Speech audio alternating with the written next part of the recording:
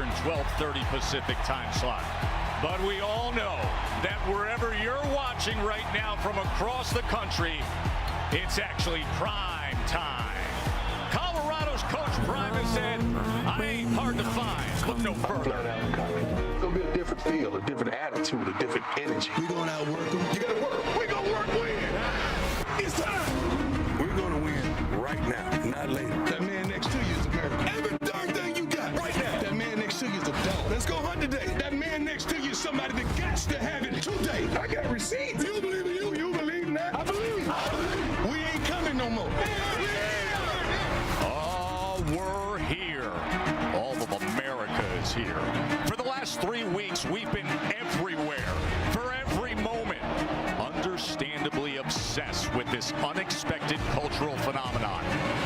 It's Coach Prime and the upstart Buffs. And now, we're here is right here in Oregon. It's time to answer Coach Prime's favorite question. Do you believe? Here he is, Deion Sanders, from one of the greatest players of all time to the most wildly intriguing, irresistibly attention-getting head coach, leading out his 3-0 Colorado Buffaloes.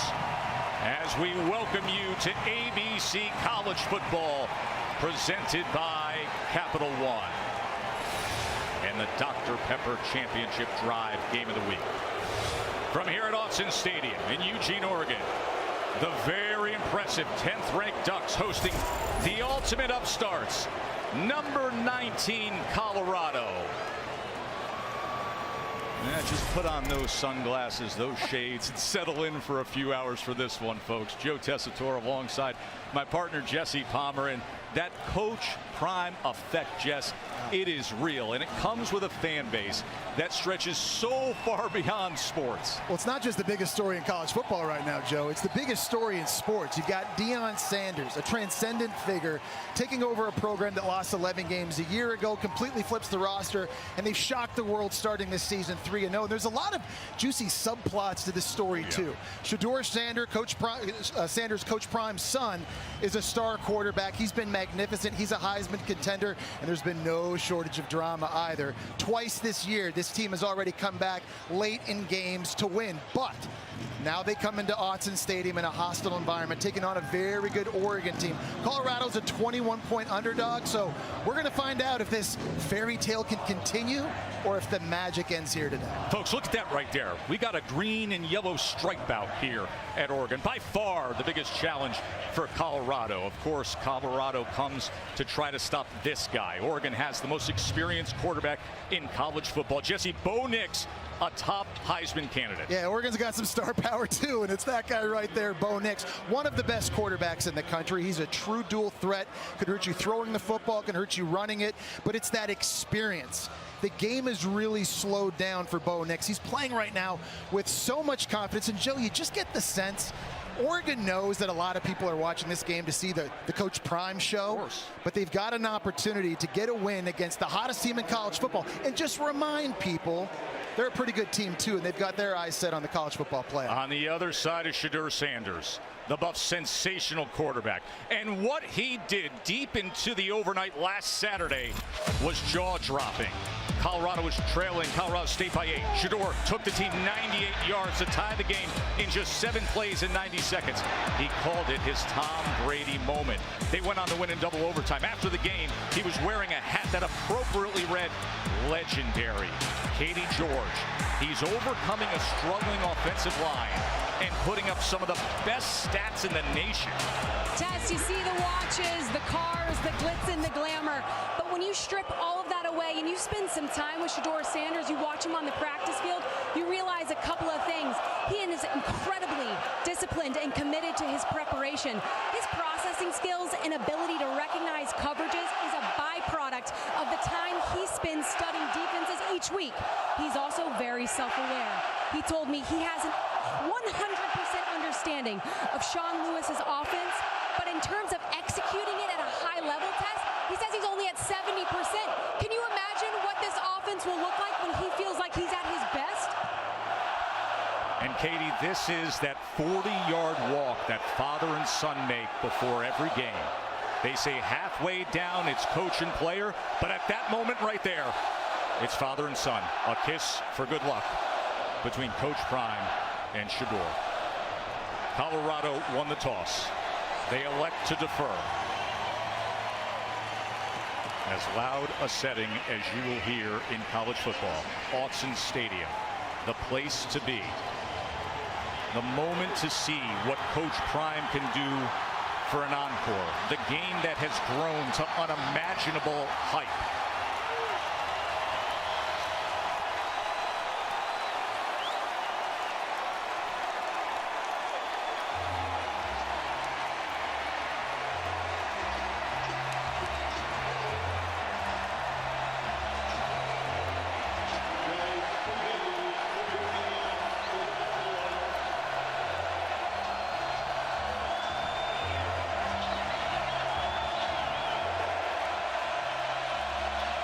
Jay Steele, Jay's son, will be kicking off for Colorado. Gary Bryant, a speedy receiver, back deep for the Ducks. And Bryant will get the opportunity to start this game, and he spins his way and somehow kept his balance as he gets out towards the 27-yard line. We mentioned the most experienced quarterback in college football is Bo Nix. He started 34 games at Auburn to begin his career. Then he transferred to Oregon. He set the school record for completion percentage a year ago, nearly 72%. And now everywhere you look, it's the strong Heisman promotional campaign. Bodacious, and that is prominent throughout the stands today.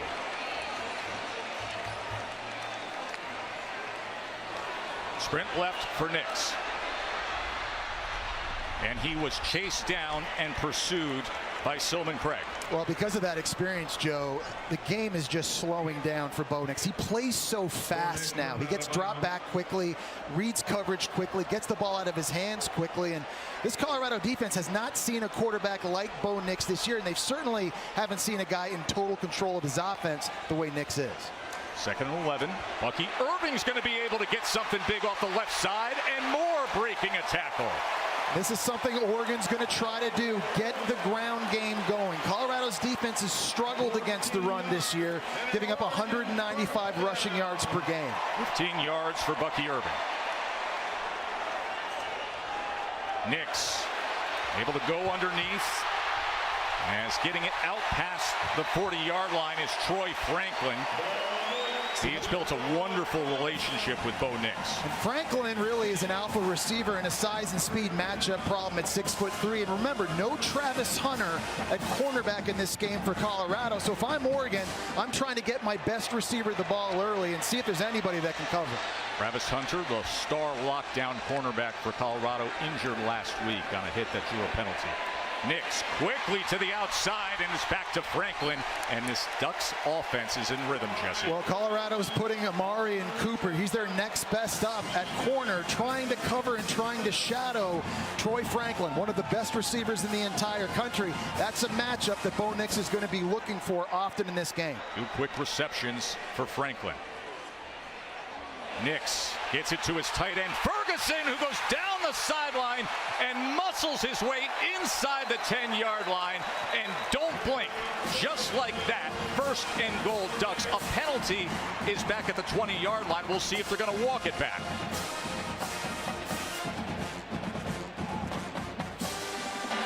Holding. Offense, number 11. 10-yard penalty. Still 1st down. So the holding call will bring it back for Dan Lanning's offense. Well, it's going to be Troy Franklin one-on-one out to the left side against Amari and Cooper. This is basically modern-day triple option offense. Zone read with an attachment, get it to the tight end. There's the block right there, just a little bit of a jersey pull right in front of the referee. But, Joe, this matchup between these two guys is critical to the success of each team in this game. Noah Whittington now the running back flanking Bo Nix. 1st and 14 after the penalty.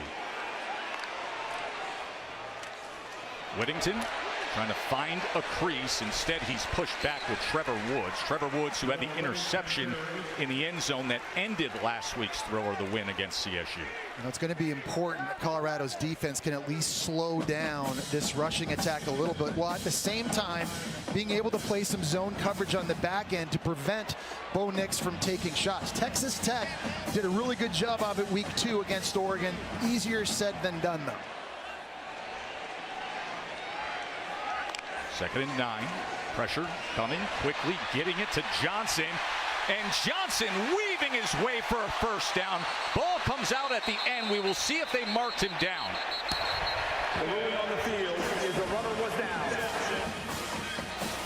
So a little 160-pound Tez Johnson able to weave his way through that defense. And to spit that football out as quickly as Bo Nix did, it's kind of like a shortstop turning too. You're just getting it out to your guy as fast as possible. You see the right elbow comes down far before the ball is dislodged.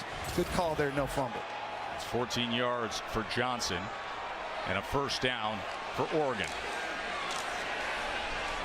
Goes back to Ferguson, who is upended. That was well defensed that time by Marion Cooper. Seen a couple of times now, Oregon has gone to these zone read with attachment plays, trying to get the ball out in the perimeter of the field, but we've seen the speed of Colorado's defense as well, going sideline to sideline a little bit.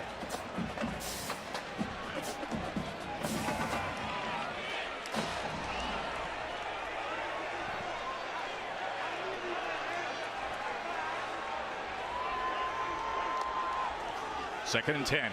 Nix with plenty of time, and he goes underneath again to Tez Johnson. Well, this is an area of the field, Joe. We haven't seen Bo Nix run the ball a lot this year, especially down by the goal line. You saw it a ton last season when he had 14 rushing touchdowns, which led all quarterbacks in the FBS. But after this nice completion here to Tez Johnson in the slot, you're in a position 3rd and short. And I think Bo Nix's legs have to be a big factor and weapon for this offense. 3rd down and 1 at the Colorado 3-yard line. 10th play of this opening drive.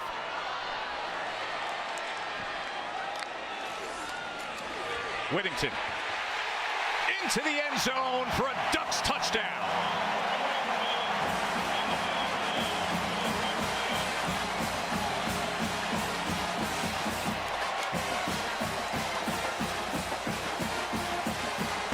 Great job at tight end. Patrick Herbert right here getting a block on Jordan Dominic and allowing a cutback for Whittington. You've got to be able to set that edge outside. Great job using his hands and leverage.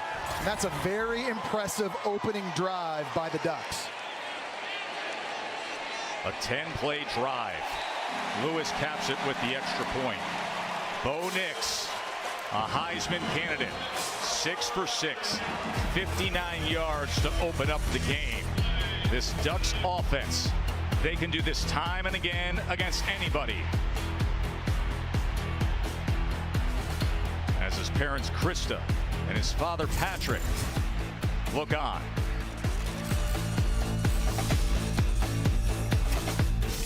You're watching the Dr. Pepper Championship Drive Game of the Week. Joe Tessitore, Jesse Palmer, Katie George with you as you see high above and now inside the Austin Zoo. 7-zip for top 10 Oregon. With Shador and that Buffs offense set to go.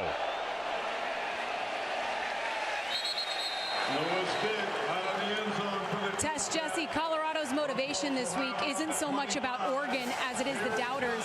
Deion Sanders told me he cannot recall ever being a 21-point underdog in all his years as a player or as a coach until today. He actually loves the fact that the spread is 21, the same iconic number 21 he wore across his chest all those years, Tess. Yeah, Katie, I love the fact that he doesn't underplay the circumstances here either. He tells his players, look, you want to play in front of 10+ million people? You want the spotlight? Let's see what you do with it. Here's a guy who loves the spotlight. His quarterback, his son, Shador.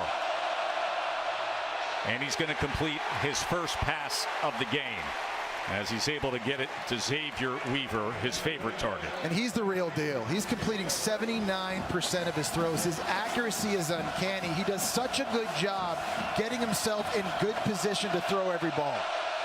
2nd and 7. pick up the pressure, going to take a shot downfield, and that's beyond Weaver to the outside. And it's amazing that Shedeur Sanders has been putting up Heisman Trophy numbers behind an offensive line that has been very average. Shedeur Sanders has already been sacked 15 times this year. They've got to do a better job protecting him in this one. He leads the nation in third downs, but this 3rd and 7 is going to be well short as he was looking for Jimmy Horn there. Of course, Horn had the amazing 45-yard touchdown catch a week ago on the 98-yard drive. So a 3 and out for the Buffs.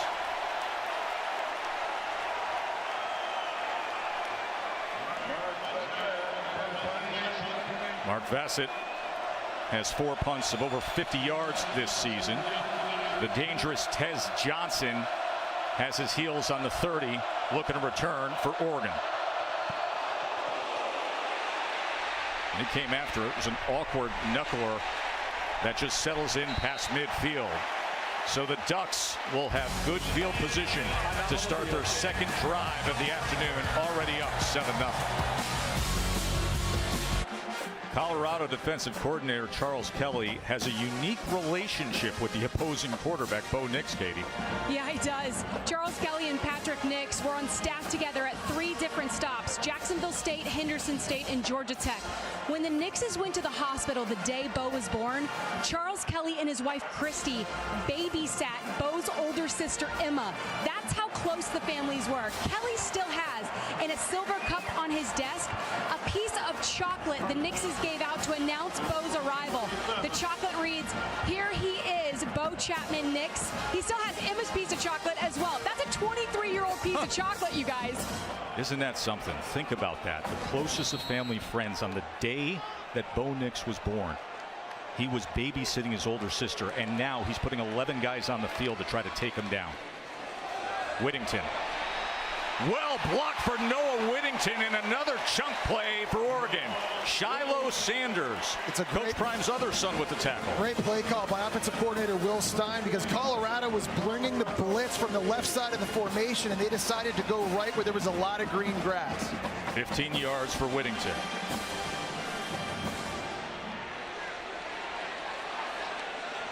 Empty look for Bo Nix as they go trips to the near side with Bucky Irving, who they set up the screen for, and Irving was met that time by Trevor Woods. Yeah, and one thing that Will Stein likes to do too is leave running backs on the field but go into empty sets. He's got running backs like Bucky Irving that can run routes, and they'll let them line up, spit them the football, and let them go be athletes in space.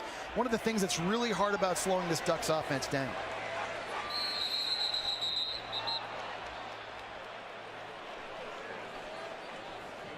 Playing on the field. False start. Offense number 58. 5-yard penalty. 2nd down. Matthew Richards heads up this crew.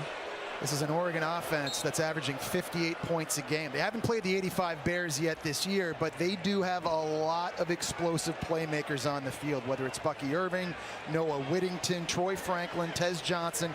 Lots of guys in space. If you don't make tackles, they can take it the distance. 2nd and 8 after the penalty. Will Stein, fine young offensive coordinator. Here's the swing pass to Bryant, and Bryant tackled in space that time by Cooper. Great job in the open field making a tackle. If he doesn't make that, then that's going to be a lot of extra yards, and who knows, maybe a touchdown for Oregon. Coach Prime's got to like that. We talked about Amarian Cooper having to step up into that alpha cornerback role that Travis Hunter normally occupies in games like this. It's not just covering guys downfield, Joe. It's also making tackles in the open field. And Amarian Cooper got an earful from Coach Prime when we were sitting there in practice on Thursday, and now he's responding. 3rd down and 10. Nix is going to keep it. And Nix trying to dive ahead. But he's going to be a couple yards short of that line to gain, taken down on the 30. So that offense may stay on the field here on 4th and about 2. They got a big size advantage up front with their offensive line, and they believe in their ability to get some push. Bringing on an extra tight end now, and Patrick Herbert. Just get the feeling, already down 7-0. This is a big moment for Colorado's defense. They need to find a way to get a stop. Somebody has to step up. 4th down and 2. Quick pass to the outside, and weaving ahead is Gary Bryant. Gary Bryant patiently waited for that block for just a moment. A transfer from USC, and he's able to move the chains. Well, that's a great effort by Bryant, because it looked like Cameron Silman-Craig from Colorado was going to be able to make a stop there right at the line of scrimmage. Just good hard running to move the sticks. Nix is 8 for 8. Irving, as he goes ahead for 9 yards. Trevor Woods on the back end with a tackle. Well, Oregon's offensive line right now is doing a really nice job getting into the second level of Colorado's defense, getting hats on hats, and it's springing these Oregon running backs. Nix, quick game again to Bryant, as Bryant will get another first down for Oregon. It's a lot of RPOs, right, from Bo Nix, and that's part of the experience, is knowing when to hand it off and when to spit it out wide and doing it quickly. We talk about how he's just executing right now and getting through and processing plays so fast. This is a far cry from the guy we saw start his first game back at Auburn against the Oregon Ducks. That's totally right. different player. Orbit motion from Franklin. Irving stacked up, trying to break free, kept his balance somehow, and fights his way to the 5-yard line.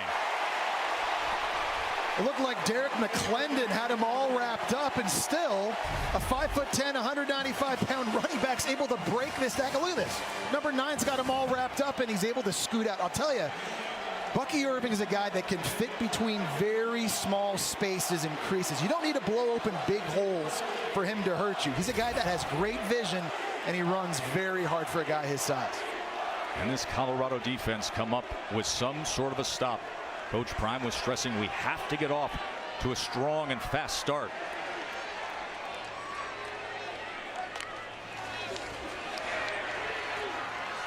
Irving stacked up that time and brought down. So we go back to it again, Joe. Big moment here. You know, 10-0 is a lot different than 14-0. When you're Colorado playing on the road in this kind of hostile environment, you got the feeling they had to start fast in this game and try and seize some of this momentum to build some confidence. This right here is a massive play. 3rd down and 5. And get a first down at the 2-yard line. Nix, sprint right, looking for an option, throwing back to Ferguson, and Ferguson is stacked up. Getting help from a friend to get some extra yardage as a flag comes down, but Trevor Woods was right on top of it with the throwback to the tight end, Terrence Ferguson. We will check on the late flag. Oregon's trying to go with some little eye candy, trying to roll the pocket out to the right and see if they can get the fast flow from the defense, but how about Trevor Woods staying home? After the play, personal foul, unnecessary roughness, defense, number 55. The penalty enforced, half the distance to the goal, automatic first down. And that's a killer. And that's not starting fast, Joe. That time it's Leonard Payne with the foul. After making a tremendous stop, it looks like you're going to set up the field goal opportunity, and just in late, just extracurricular and unnecessary. And have the self-inflicted wounds here. Coach Prime shaking his head.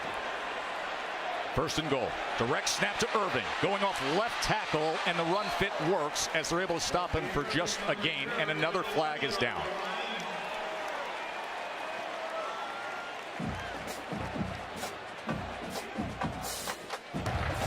Offside.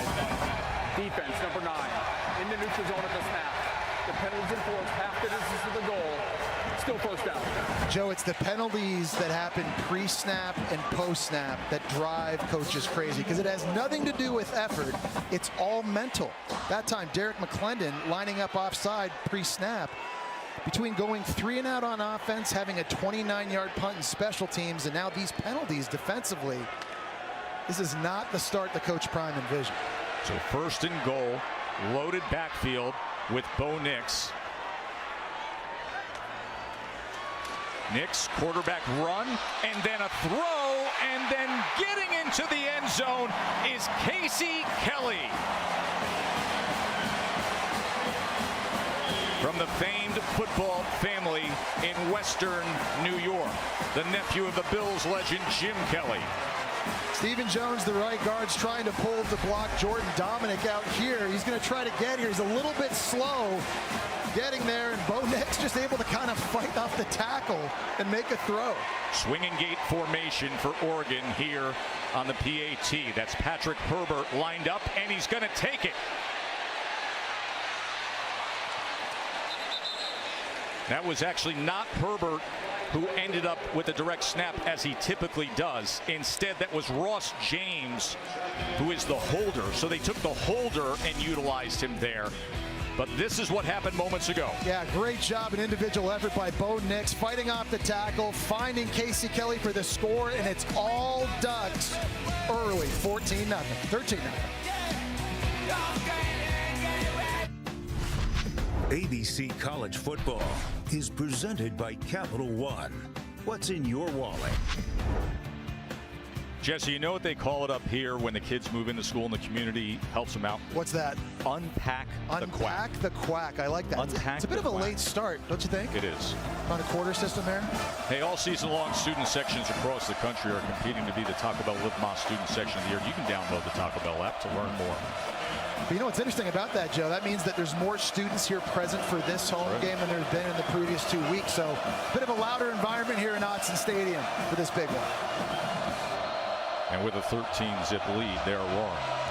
As Camden Lewis will kick away after Casey Kelly just had the touchdown reception from a red-hot Bo Nix, who was 5 for 5 on that drive. He's 11 for 11 to start the game, with the quick game paying off. Let's go check in with the studio with Kevin. It's time now for our All-State Good Hands Player of the Day. Another big Pac-12 game in Salt Lake City. UCLA freshman Dante Moore's first pass buzz. Really good job by the linebacker. Reading the freshman's eyes, he telegraphed the throw. Pick six Utes. Karene Reed gets the Utes on the board first. Still no Cam Rising, but Utah up 7-0. Back to you. Now their star quarterback yet to see action, and they just keep doing their thing. Remember, it was a 3-and-out on the first series for Shedeur Sanders and the Buffs. As met right away was Tavares Dawson. Seeing a lot of very quick throws. I think the one place Colorado has an advantage in this game is their receivers versus the Ducks secondary. They've got a lot of game breakers in Jimmy Horn Jr., Xavier Weaver. This Oregon defense has not been a great tackling unit so far this year. Shedeur checking at the line. Has a high football IQ. Everybody raves about it. 2nd and 6. He checks to a run to Edwards. Edwards can't find much against the middle of that Oregon defense. Now it sets up 3rd down here. And one thing Oregon does extremely well is Dan Lenny mixes up his 3rd down packages. They have so much variety in looks they can give you here. We've already told you about the struggles that the offensive line of Colorado has had. 3rd down and 5. Pressure on Shedeur. Able to get it on a shallow cross. He finds Antonio. And it's good to have the big-bodied receiver back for Colorado. He's 6'4", 225 pounds. They just don't have a guy like him, Joe. And that's a nice job giving protection to Shedeur Sanders to find someone. Of course, we'll have to wait on the flag. Personal foul. Roughing the passer. Defense number 44. High contact. 15-yard penalty. Automatic first down. Tuioti with the penalty. You see the protection up front doing a nice job, and it's Tuioti right here late getting that right hand in the face of Shedeur Sanders. So that's going to tack on some extra yardage after a huge completion on 3rd down. Their first time in Oregon territory today.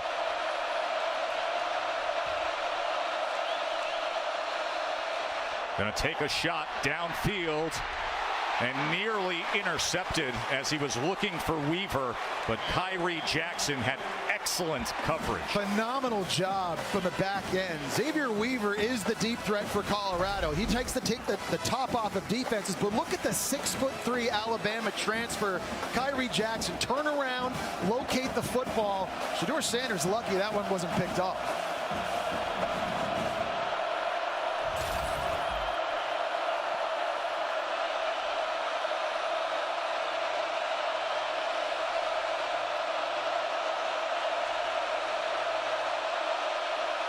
2nd and 10. Shador backing up. That was tipped at the line of scrimmage as that defensive line came inching towards Shador. It was Mateo Uiagalelei, the true freshman, doing a nice job. Shador Sanders is a guy that is going to scramble to throw. He's always trying to buy himself time. Nice job here. You see Uiagalelei, DJ's little brother, getting that left hand up to knock it down.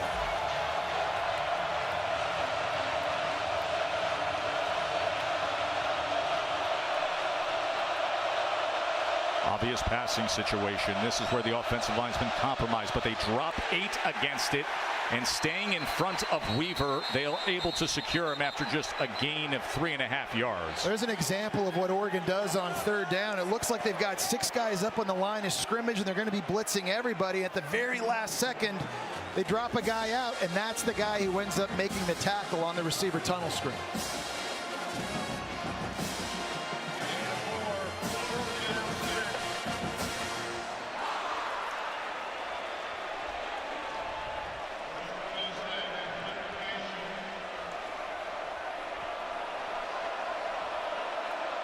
Bassett on to punt.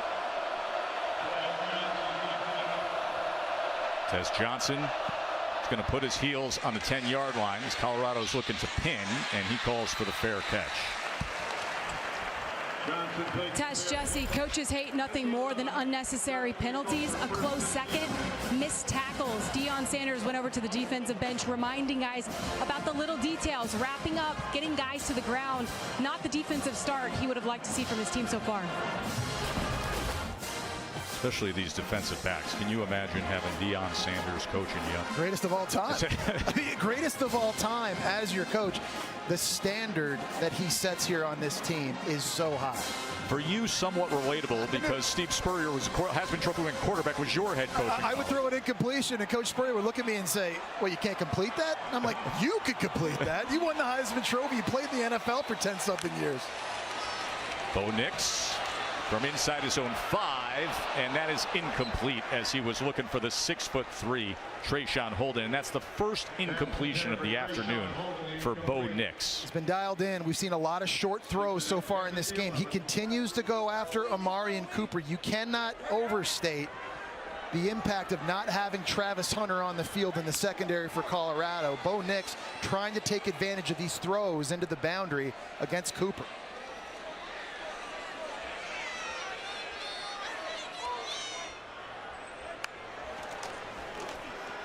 Whittington, excellent pursuit down the line by the Colorado defense as the final seconds of the first quarter will tick down. Ducks had a very strong start, long drives, a 10-play drive with Whittington capping it. Then Nix made that excellent play to Kelly. 13-zip, top 10 Oregon. ESPN College Football, presented by Capital One, returns after this message and a word from our ABC stations. A striped Autzen Stadium as aerial coverage is provided by Goodyear, celebrating the challenge of road games everywhere. Are you ready for the road? Goodyear, more driven. Jesse, I just turned to you in commercial break. I said I think all the hype with Colorado has made Oregon super focused to come out and have the strong start that they produced. Yeah, Joe, I agree. I think normally when a team comes to play Oregon in Autzen Stadium, all eyes are on the Ducks, but you and I know that's not the case today. And I think the Ducks took that personal. Dan Lanning in his second year here, just 37 years old, of course, won the national titles as the DC at Georgia. Now, 3rd down and 12. Bo Nix, 11th, 12th passing to start the game as Whittington comes into the backfield. Chance for the Colorado defense. Nix with time. Underneath as he goes to Franklin. A flag is down as Franklin is going to be tackled 4 yards short of the line to gain as Cooper and Woods converge on the tackle. I think they're going to get a hold on an Oregon receiver. I think it was Trayshawn Holden out on the outside. Of course, Coach Prime says, hey, we're going to decline that. We want that ball. They only had 9 plays of offense at Colorado in that first quarter. Oregon had 136 total yards to Colorado's 19.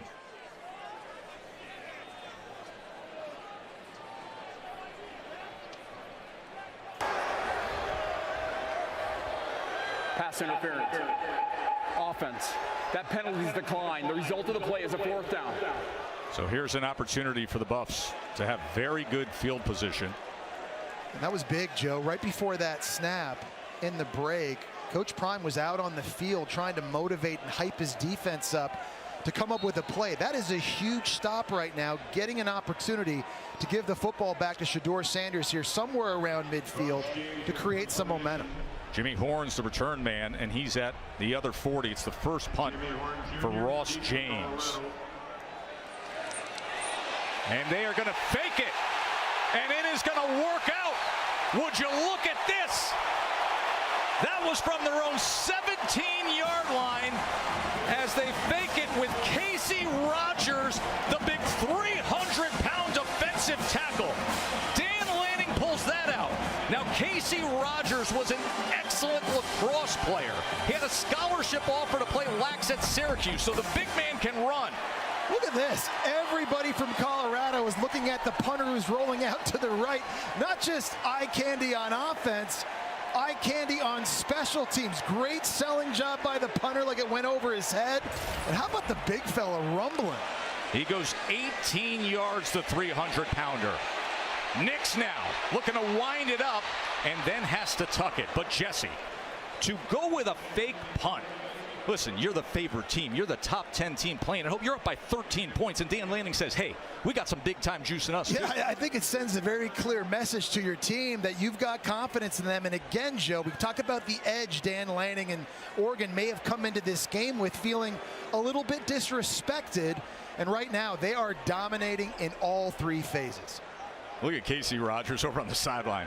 All the hair flowing, everybody slapping him on the back as Bucky Irving takes it past midfield. Shiloh Sanders with the tackle. You're going to get big right tackle and Johnny Cornelius pulling around the outside. There's another flag down here, but you see him right here, 65 roll out, gets a block on a DB. That's not a lot of fun. Holding. Offense number 3. 10-yard penalty from the spot of the foul. 2nd down.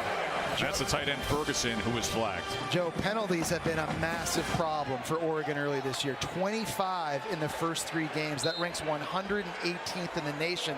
That's something that Dan Lanning and his coaching staff have got to get worked out. 4 penalties for 40 yards today.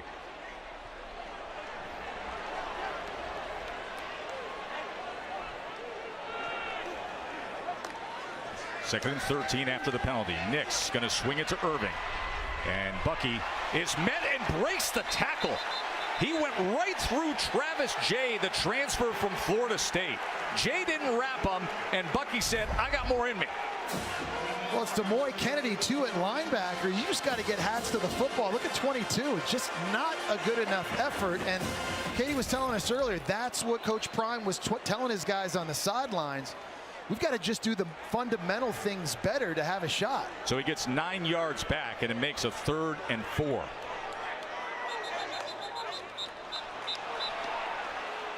Another pre-snap penalty.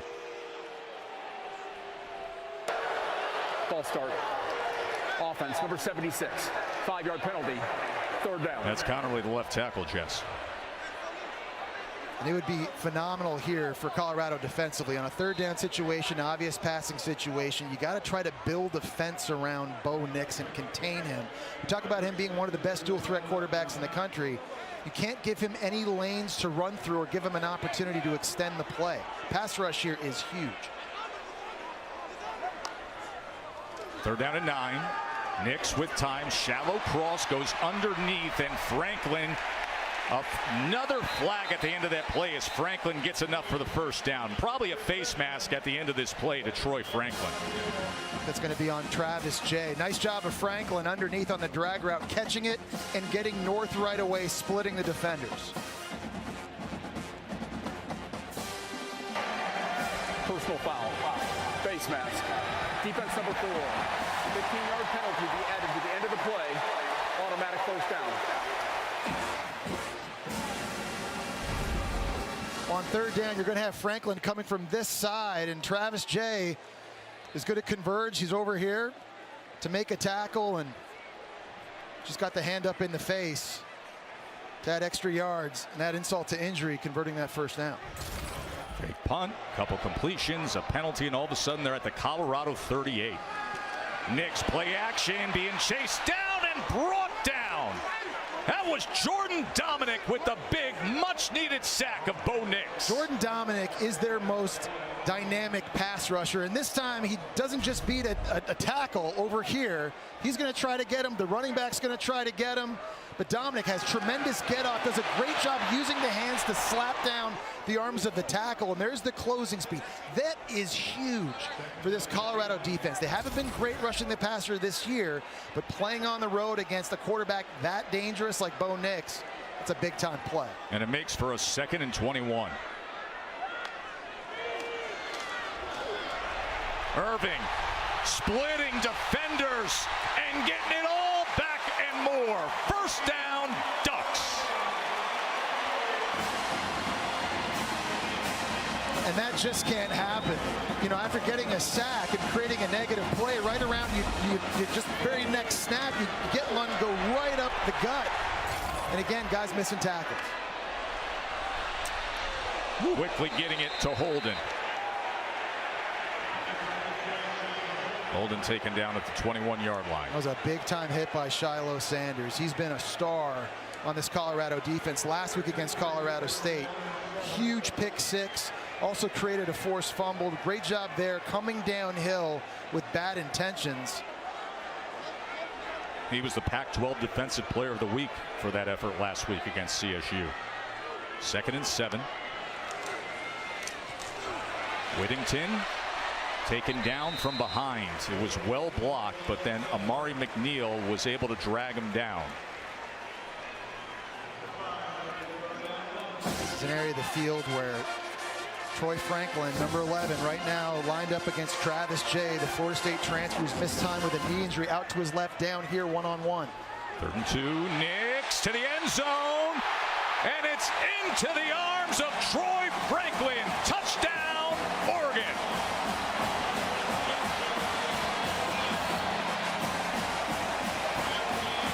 The big man started it all. Casey Rogers with the fake punt, and then Bo Nix, who has been red hot, caps that drive. He's a 6'3" receiver running a fade route. Look at the speed off of the ball. And Travis Jay's 6'2" himself. He has good size. He hasn't had a lot of reps early this year, and on an island one-on-one, he's no match for Franklin. That is one of the best receivers in the entire country, a guy that everybody's expecting to have a big season after leading the conference last year with 9 receiving touchdowns. You see that diamond formation here on the 2-point conversion. Nix goes to the other side and gets it to Franklin. This offense, when it's in rhythm with a Heisman contending quarterback in Bo Nix, is dangerous. It all started with the fake punt. Remember, it was 4th down on their own 17. That big guy who's been well traveled. Went to boarding school at Avon Old Farms in Connecticut. Went to Nebraska. Now he's at Oregon. And he set up this as Franklin hauls it in from Bo Nix. And it is all Ducks early on a day when the world came to see what Coach Prime had left in the tank with these Buffs.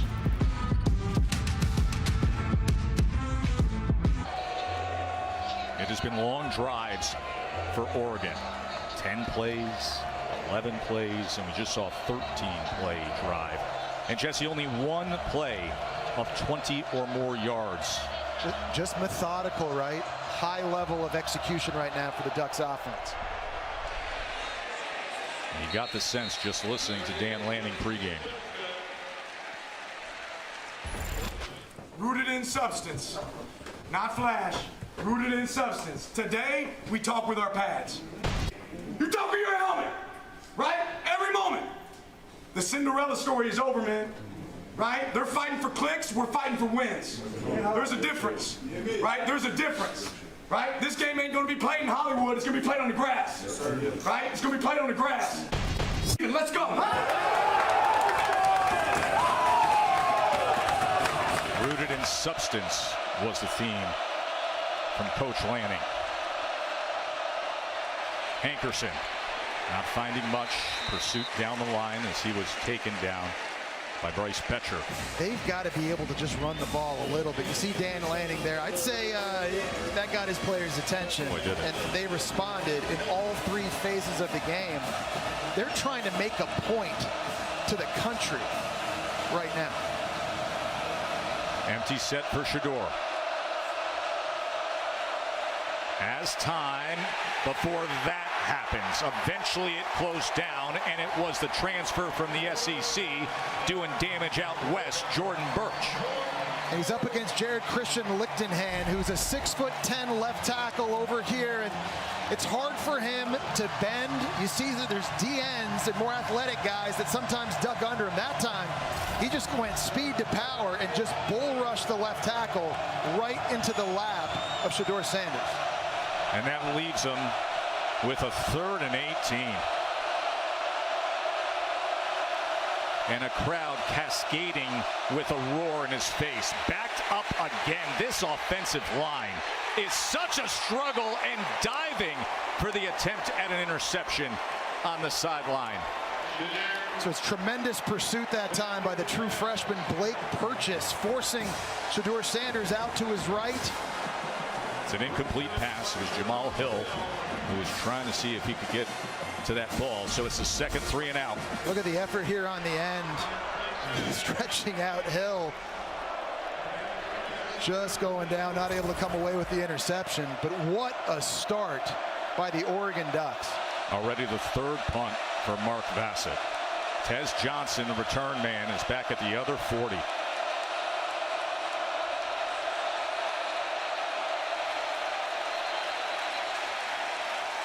So that play clock coming down. Offense.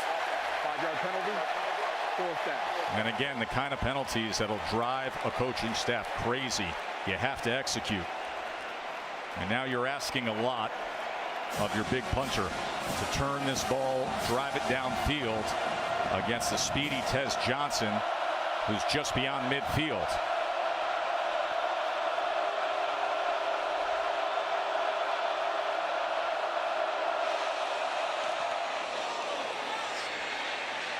And over in, fielded at the 45, downs right away. A 3-touchdown lead. What did Prime say about that magical number 21? That's what the Ducks are sitting on right now. Glad you're with us watching the Pac-12 on ESPN. Jesse Bo Nix, the offensive coordinator. Will Stein says, man, it's like having an assistant coach out there on the field for us. Yeah, Bo Nix looks like the guy that has started 51 career games. He's just making a lot of really good decisions in this one really quickly. You can hand it off, or you can pull it, spit it out in the flat to Franklin for a big gainer. Down in the red zone, we can go QB draw, or spit it out to my tight end, Casey Kelly, and then one-on-one, my best receiver in the red zone on 3rd down and giving him an opportunity. 16 of 17 so far throwing the football. Bo Nix has simply been lights out. Most experienced active quarterback in college football. 50 career starts.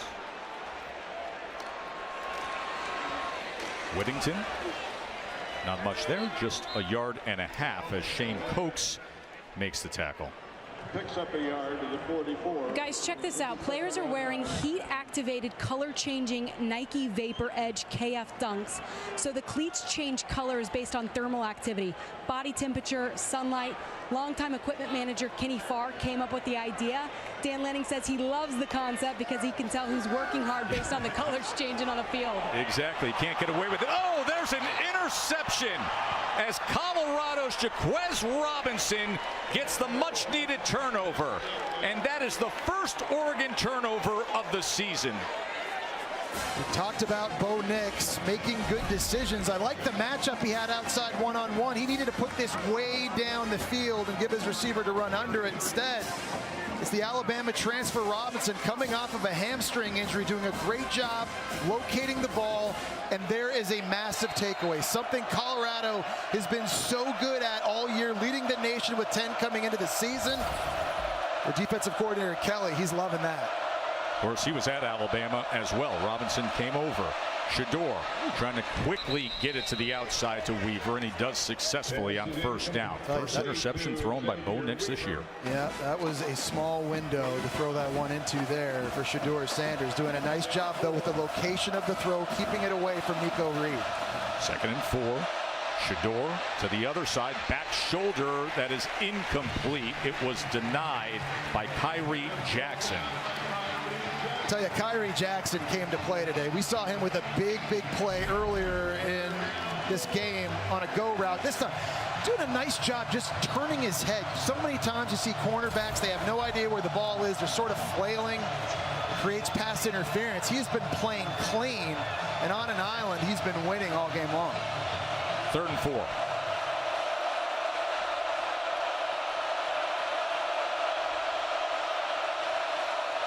They're down and 4. Pick up the A-gap pressure. And that ball is intended for Harrison, who hauls it in. Went down to get it at midfield. Remember, he was the star at the end of regulation last week. Had the game-tying 2-point conversion. And in overtime, both of their touchdowns. Yeah, he's a guy that has to step up for this offense with no Travis Hunter out there. Here's tempo. Sanders tackled, sacked. As they came in hard on him.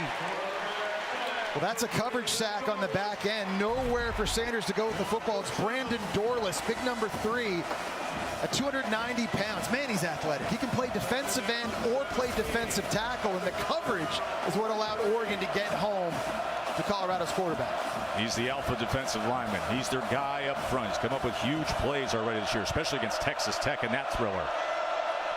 2nd and 17. Shador backing up again, taken down again, and this offensive line gives way. Well, it's going to be Evan Williams at safety coming in on a blitz, and running back Anthony Hankerson just can't handle him. It's a great dial-up by Tosh Lupoy, the defensive coordinator, coming from the left side. That's not an easy block when a safety's got a 15-yard head start at you. And another sack for this Oregon defense. Evan Williams charging in. Running back couldn't pick him up. So it's the 3rd sack for Oregon, the 2nd of this drive alone. And on 3rd and 33, they'll just give it to Hankerson.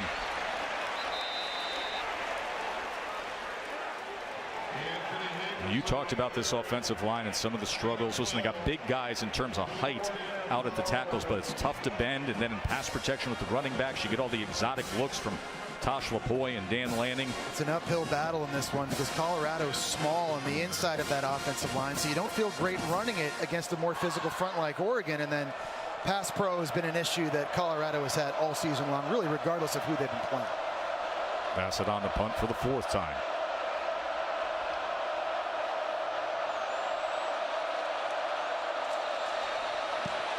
Came after him, able to get it away. Johnson outside the numbers, runs it down. 5 minutes to halftime. It has been all Oregon all day. Jesse and Katie, take it away. Thank you, Kevin. Look forward to hearing all the reaction of Florida State Clemson as well. Jordan James breaking tackles and going ahead for yet another first down for Oregon. He's their most physical runner, and I think you could easily argue that the running back group is the deepest position on Oregon's offense. Irving, Whittington, and James can all do a lot of the same things, and to have fresh legs wearing a defense down, especially one like Colorado that hasn't been great stopping the run, that's a tall ask to slow these guys down. Nix gets it to him now on the outside. Jordan James again, this time was dragged out of bounds by Trevor Woods. Of course, Oregon got the ball first in the game, so they're going to try and march the field here and try to tack on some more points before going into halftime. They've been hitting on all cylinders in this game. Offensively, a 10, 11, and 13 play touchdown drive. Colorado just hasn't had the answer until that interception on the last drive.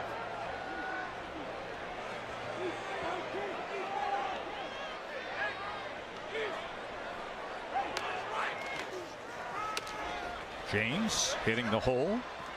And then trying to lunge ahead for the sticks. He may be just about a football length short, as Juwan Mitchell, who's been well traveled, was able to make the tackle. Well, you see that tough running by James there. He's 205 pounds and a guy that can kind of break through arm tackles, push the pile, and always fall forward. James was a Georgia commit and then flipped when Dan Lanning came here to Oregon, and he's found a nice home for himself here. You know, he leads the conference in rushing touchdowns with 5 heading into this game. Yeah, he was the only Georgia commit who flipped when Lanning came over, and he's having success with the Ducks. Was a first down as James stays in as the back. And they will feed him, and here he goes.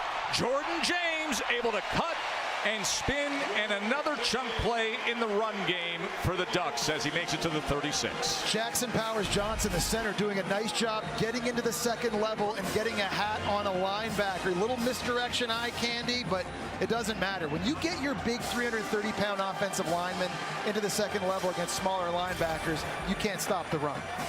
It has been one-sided. 272 yards for Oregon for 19 for Colorado. We'll take a quick break. Timeout, Bucks. Thank you, Kevin. Look forward to hearing what Kevin and Boog have to say at halftime on this big day of college football. Nix strong arms it, and with these, Troy Franklin into the end zone. A 36-yard touchdown strike. Bo Nix to Troy Franklin.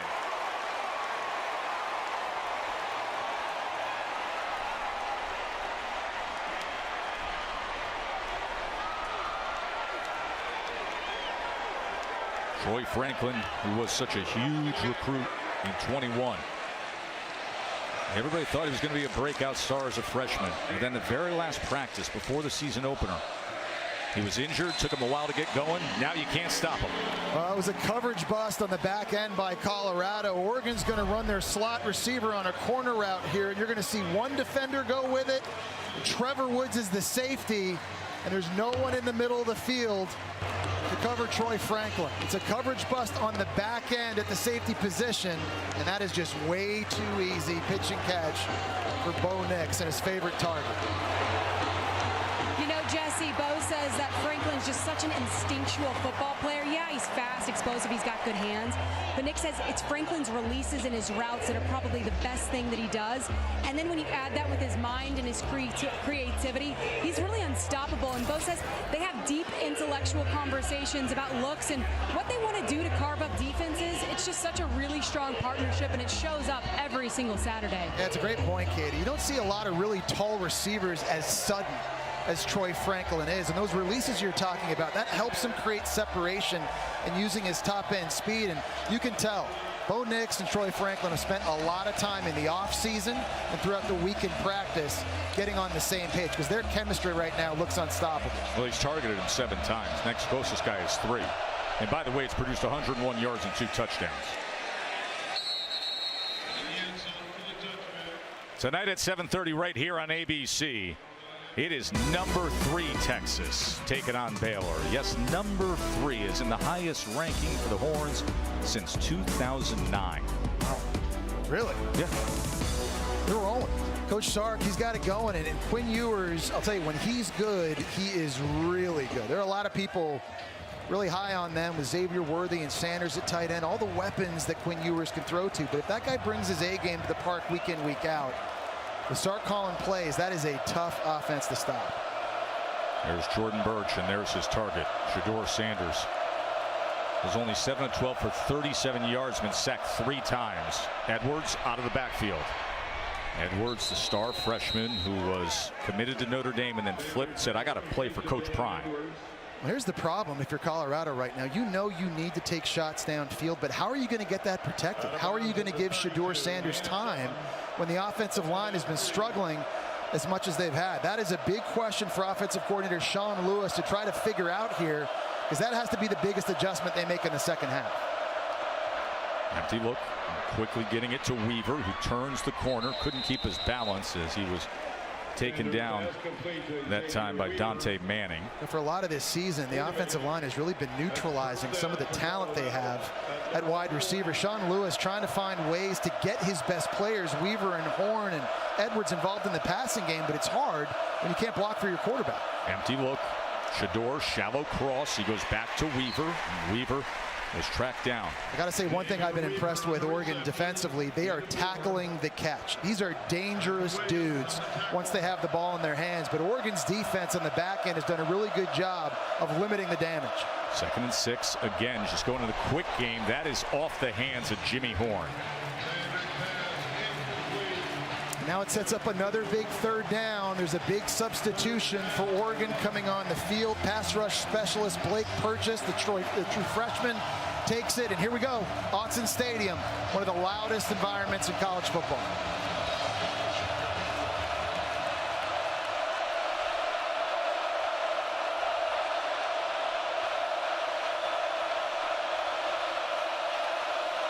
Third and 6, 4-man rush. Shador spins out of it. Another man in his face and sacked again. That's the 4th time. And Tatum Tuioti with the sack. The true freshman takes down Shador Sanders. I mean, Jared Christian Lichtenhand just has to do a better job at the left tackle position. He's just giving up way too much ground to Blake Purchase coming off the edge. We just talked about him as a true freshman coming on the field. But out here, you've got to kick out. I mean, you just can't let him take a straight beeline down the median and get to the quarterback. You've got to create separation between him and the QB. And you see Oregon's defense, it's really not just that one play, but the left tackle spot that time is Jordan Birch getting the sack. When they try to go to the RPO game, they're not able to hold up in the middle with Brandon Dorless. You've seen the safety blitz be able to get home. All in all, 4 sacks on the day given up by Colorado. And Tess, it doesn't matter how good your quarterback is. It doesn't matter how dynamic your wide receivers or running backs are. If you can't get guys blocked, all of that is neutralized.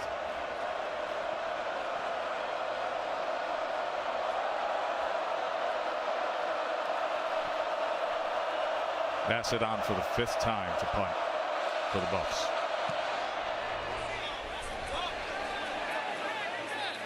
And this guy's out of bounds, and a quick word from Cheesy for you.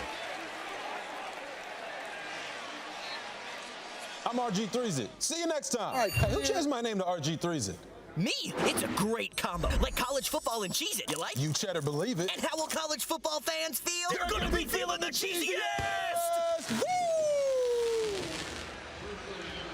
Well, Coach Brime has said it time and again. Do you believe? Do you believe? Jess, listen, I believe in the man. I believe in where this program's going, his ability to be a motivator, to be a mastermind football coach. But I don't think anybody's believing in that offensive line right now. Not right now. Also, I think you just have to question just how much emotionally did Colorado have left in the tank coming into this game. Bo Nix, after a timeout was used, as he goes right back to Troy Franklin. I mean, think about it, Joe. They've been in the spotlight, Colorado has, for the first 3 weeks. And that game and win against Colorado State was physically draining. It was emotionally draining. Coming in here without your best player, Travis Hunter. Nix is on fire. He can't miss. Tez Johnson, and coverage is soft. Pockets are open, and Nix is carving them up. He's just wide open. There's nobody lining up against Johnson in the slot. I mean, we saw the touchdown pass to Franklin on the last drive on the coverage bust, and there's another one by the Buffaloes. Minute to play in this first half. Nix goes underneath as he's right back to Tez Johnson. I mean, Joe, this looks like a really good offense practicing 2 minutes against the scout team. Yes, it does. Yes. I mean, that's just really, to me, just calling it like I see it. That's what this looks like right now. One of the best offenses in the country with a Heisman contending quarterback and with running backs who can do this, whether it's Irving, who you see there, Whittington, or James. This is an offense that is going to give a lot of defenses major headaches in the Pac-12. And Charles Geier right now, he's got his hands full. Quick to the outside, and again it's Franklin. Franklin makes a move as he works his way to the 10-yard line. Got to be Troy smart. Franklin, that's 8 catches now. Yeah, you got to be smart. Sorry, Joe. Knowing the clock and the situation in 2 minutes, getting out of bounds on the boundary there. Got timeouts in your back pocket. Dan Lang is going to use one here, but It's a situation they practice often, trying to preserve as much time as you can to see if you can steal another touchdown and take this thing 35-0 into half. We have more college football on ESPN Plus tonight. Florida is in action facing Charlotte. Sam Houston takes on Houston. Both those games at 7 Eastern. You can go to ESPNplus.com or download the ESPN app. Big bounce-back win last week for Florida. Oh, wasn't it? Against Tennessee. It was a big win for Billy Napier. And ETN at running back having a huge day. It's going to be critical for the Gators this season. I think there are going to be people that look at this stat line and say, oh, the magic ran out, and question some of the things you saw the last 3 weeks. Folks, just point to that offensive line. Shedeur Sanders, who has been masterful in spite of the offensive line struggles. He came in #2 in the country in passing yards, in touchdown passes, and completion percentage. But there are legit edge rushers on Oregon, and not just that you brought up. How much comes at him? It has been a struggle. Then on the other side of Shedeur, you have Bo Nix, who, as we said, like having a coach on the field, distributing the ball, sharp as could be. He's 22 of 24 and could add to it right here. He's got another one-on-one up here with Amarian Cooper, his best receiver. He's going to run it. Nix inside the 5 and inside the end zone. He can do it with the arm and then showcase the smarts with the legs. As his mom and dad, Krista and Patrick, look on. It's been a near flawless first half for Oregon. We talked about this earlier. Would Will Stein start letting number 10 run a little bit more in the red zone like we saw last year under then offensive coordinator Kenny Dillingham, and dialed up a beautiful play at a critical juncture.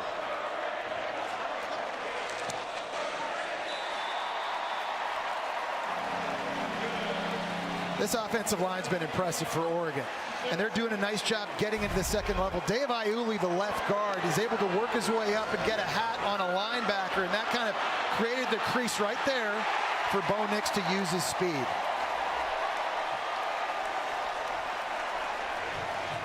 Mom and dad say, wow, this is something now. Scoring 14 points in 2 minutes and 40 seconds. That Heisman campaign, the bodacious campaign. Billboards everywhere. We're going to have tired arms from the Duck. Already 35 points with 12 seconds before halftime. This is quite the stage for Bo Nix, isn't it? Isn't it? You and I both know in the Heisman Trophy, a lot of that is the stage you have and voters at home getting an opportunity to watch. With all the attention and the spotlight of college football on this game, provided a massive platform, and Bo Nix is taking advantage. 22 of 24, 3 passing touchdowns, and that rushing touchdown now. He's been amazing. Talks about this school as being a place that has changed his life, that gave him an opportunity to be himself. Remember, he was down at Auburn where his father was an all-time great. Said, I'm out of the spotlight of you're playing here because your dad played here. But he is in the spotlight of the yellow and green and starring today. This season, for every field goal and extra point made by participating universities, Allstate will make a contribution to the university's general scholarship fund. We thank Allstate for that.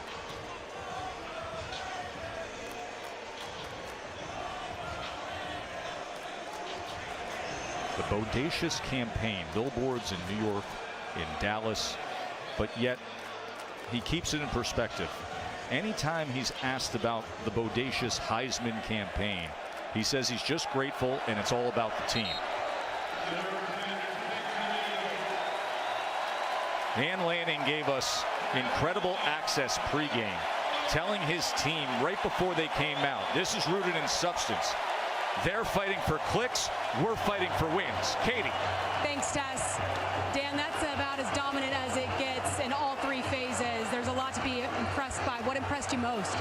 Not done yet. We're composed. We executed at a really high level, but not done yet. We're not satisfied. I hope all those people that have been watching every week are watching this week. I think they are. What did you think of Bo's efficiency there in the first half? Bo's an elite quarterback. Hopefully the nation sees that today. Thanks for the time. Appreciate y'all. Not done yet. We're not satisfied. That's a scary thought. It's 35-0. Nix has 3 touchdown passes. Nix has a rushing touchdown. The State Farm halftime report is still to come after these messages and a word from our ABC stations. You're watching the Dr. Pepper Championship Drive Game of the Week. Glad you're with us from here at Autzen Stadium for ESPN College Football, presented by Capital One. Look up at that scoreboard after all the talk. The showdown, the two undefeateds. It's 35-zip Oregon, 21-4. The distinct advantage in first downs. Total yards, 378-21, and quarterback Bo Nix, a big reason why. I think one of the things that kind of got lost in the prime effect intrigue building into this game was the fact that Oregon's got a really good quarterback. Right. His name's Bo Nix. He's the most experienced in the game right now. He made his 51st start here today, and he looks like it. He's making phenomenal decisions in this game. When to run it, when to throw it, in the red zone, on third down, critical down and distances, making very good decisions very, very quickly. He has been picking Colorado's defense apart. 22 of 24. When he's playing good, this offense is virtually impossible to stop, and as a result right now, tremendous balance offensively, 8 yards of play. And just look, Joe, what Bo Nix is doing versus what Colorado's entire offense has been able to do this entire first half. Yeah, has the one rushing touchdown included in the 4 total, 3 passing, 1 rushing. He's 22 of 24 passing. It's interesting to hear from head coach Dan Lanning just before half, saying we're not done, we're not satisfied. It felt like Colorado was getting all the shine.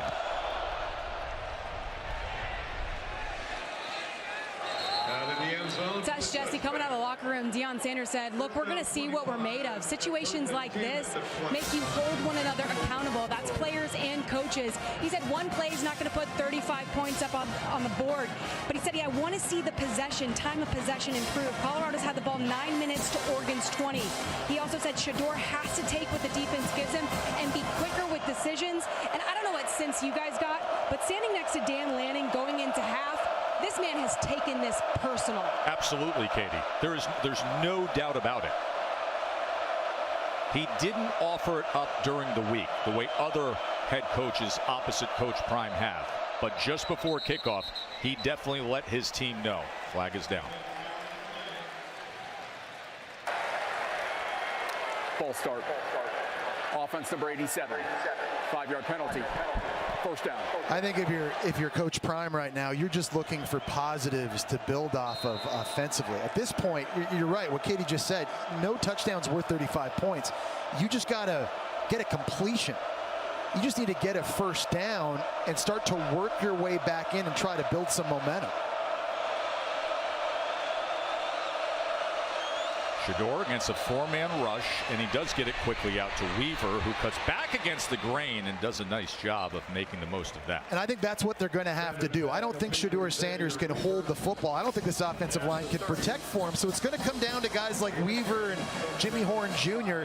to just make something happen after they have the ball and after the catch. Play action on 2nd and 4, and a man right in his face again. That's Jamal Hill, and a flag comes in late as the linebacker Hill was tearing down Sanders.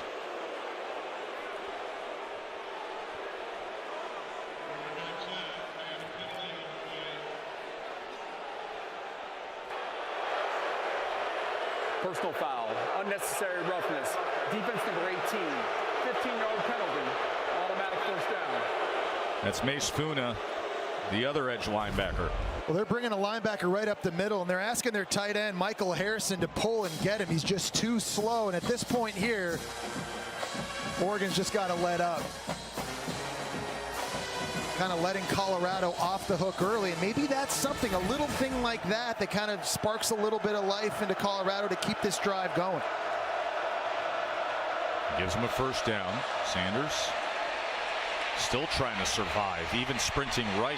He's looking to turn the corner and then just run out of bounds. Well, Joe, I just think offensive coordinator Sean Lewis is digging deep into his playbook now, just trying to find ways to create opportunities for Shedeur Sanders to throw downfield. That time moving the launch point and getting him away from back under center, but you're seeing the athleticism and the speed of this Oregon front seven. They're very deep. They can roll in fresh legs. They have done an outstanding job recruiting in that department, and it's given Colorado fits. Here they come off the top against the left tackle, and getting it quickly out into Antonio is Shedeur Sanders. But that's big. Again, just a little slant throw, right? You get 7-8 yards. Now third down is manageable, and I got to imagine for Coach Prime, you're going for it on every fourth down at this point, especially near midfield. But quick throws, and with these targets they have outside, they can make good things happen.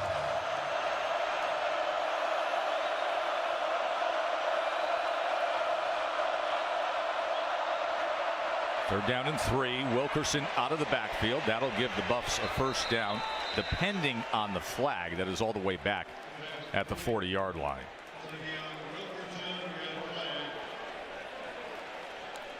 We've had a busy day with the officiating, haven't we?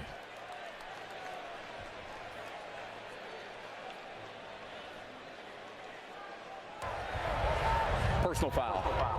Hands in the face. Offense number 55. 15-yard penalty. Third down. Dan Wells is the center who was out injured last week. They had to play a true freshman at center last week. It was right in the middle of the field. They called it on Wells, the center, and there's going to be kind of a stunt coming from his left-hand side. You'll see him work the D tackle, then come back over. They called that on the center, Van Wells. I think they meant to call that on Jack Bailey, that's right, the left guard.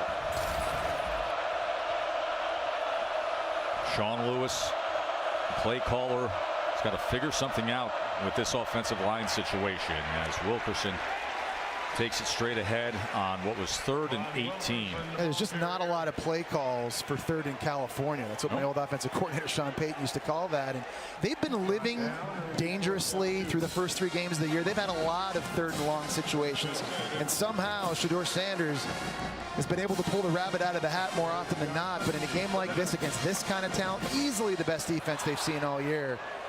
Playing on the road with the crowd noise, just not easy to do. You got to wonder, what is the answer? How do you deal with it as the season continues when you've got such a weakness with this offensive line? Johnson backed up inside the 10, and he chooses to return it and makes a good decision doing so out to the 23-yard line. Well, Dan Lanning said, we're not done yet. Let's see what this Oregon team still has. Up 35-0. He says we're not satisfied.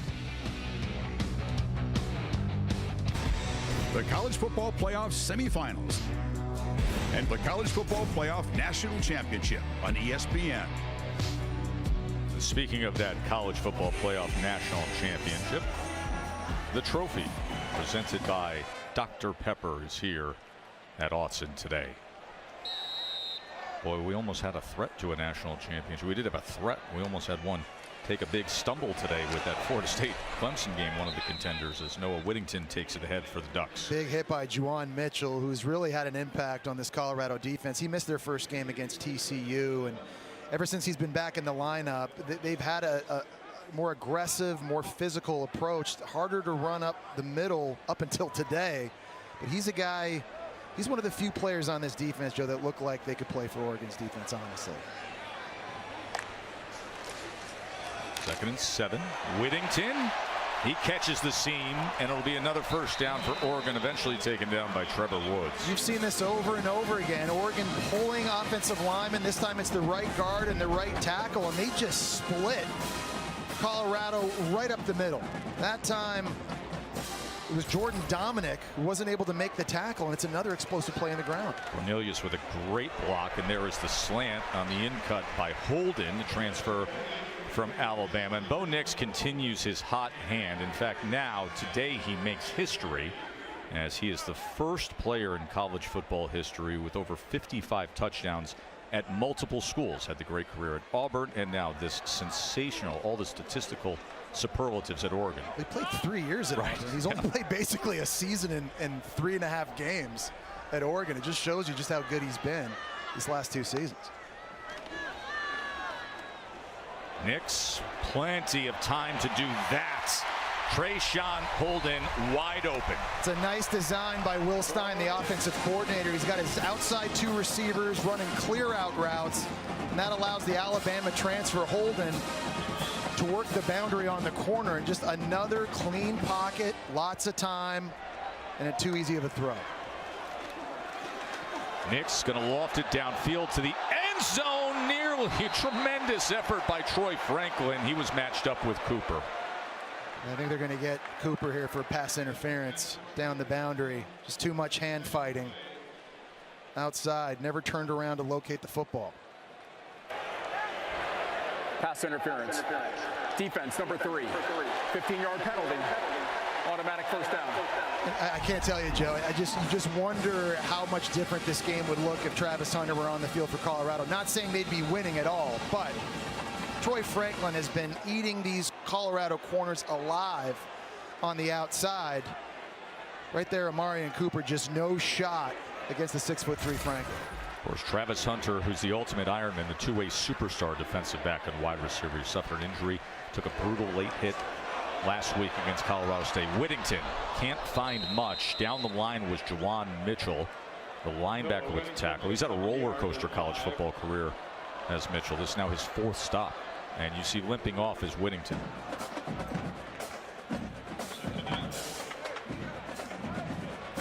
He's writhing in pain getting down to the ground on the Oregon sideline. That's a long day for Shedeur. How do you process this as a quarterback when you just have one of these days that feels completely hopeless, Jesse? Well, these are going to happen throughout your career. There's no question about that. And you just take it one play at a time. And at this point, his leadership will be big here in the second half to keep these guys going. We'll take a short break. Come right back to Eugene. Aerial coverage is provided by Goodyear. Road tested, game ready. Are you ready for the road? Goodyear, more driven. Wonderful college football Saturday here at Austin Stadium. Those apple green jerseys in form for Oregon. Then tonight, it's all about the burnt orange. Number 3 Texas taking on Baylor. 7:30 Eastern on ABC.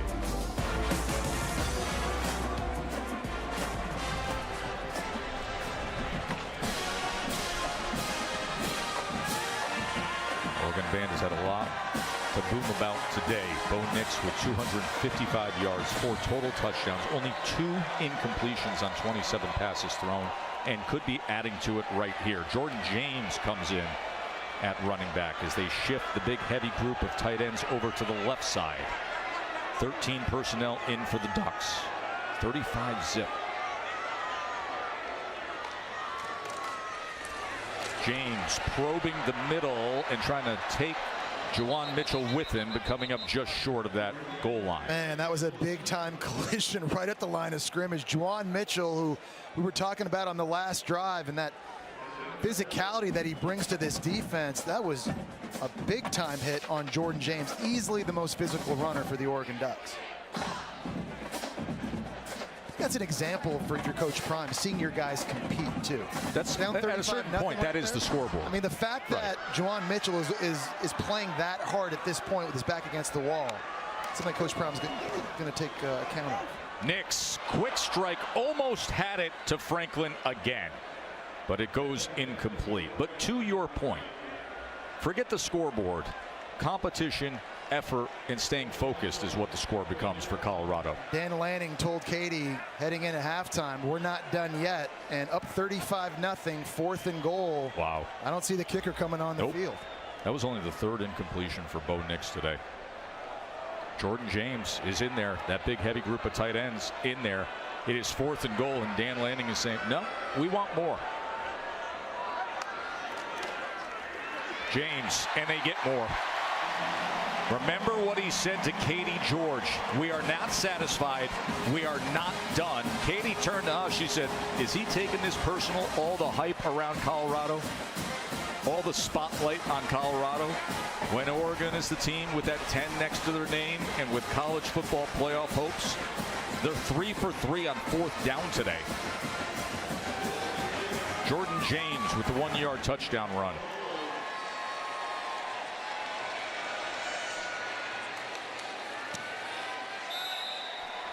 He gave us unprecedented access pregame. He said, yeah, you can listen to what I'm going to say to the Ducks. Here's more. Rooted in substance, not flash. Rooted in substance. Today, we talk with our pads. You talk with your helmet, right? Every moment. The Cinderella story is over, man. Right? They're fighting for clicks. We're fighting for wins. There's a difference, right? There's a difference. right? This game ain't going to be played in Hollywood. It's going to be played on the grass, right? It's going to be played on the grass, right? And we got the strength in this room, right? It's not about what we're walking into. It's about what we're walking in with. Connection in this room. Connection. 60 minutes or as long as it takes. Does that all mean something to you? Yes, does that all mean something to you? Yes, sir. Let's go.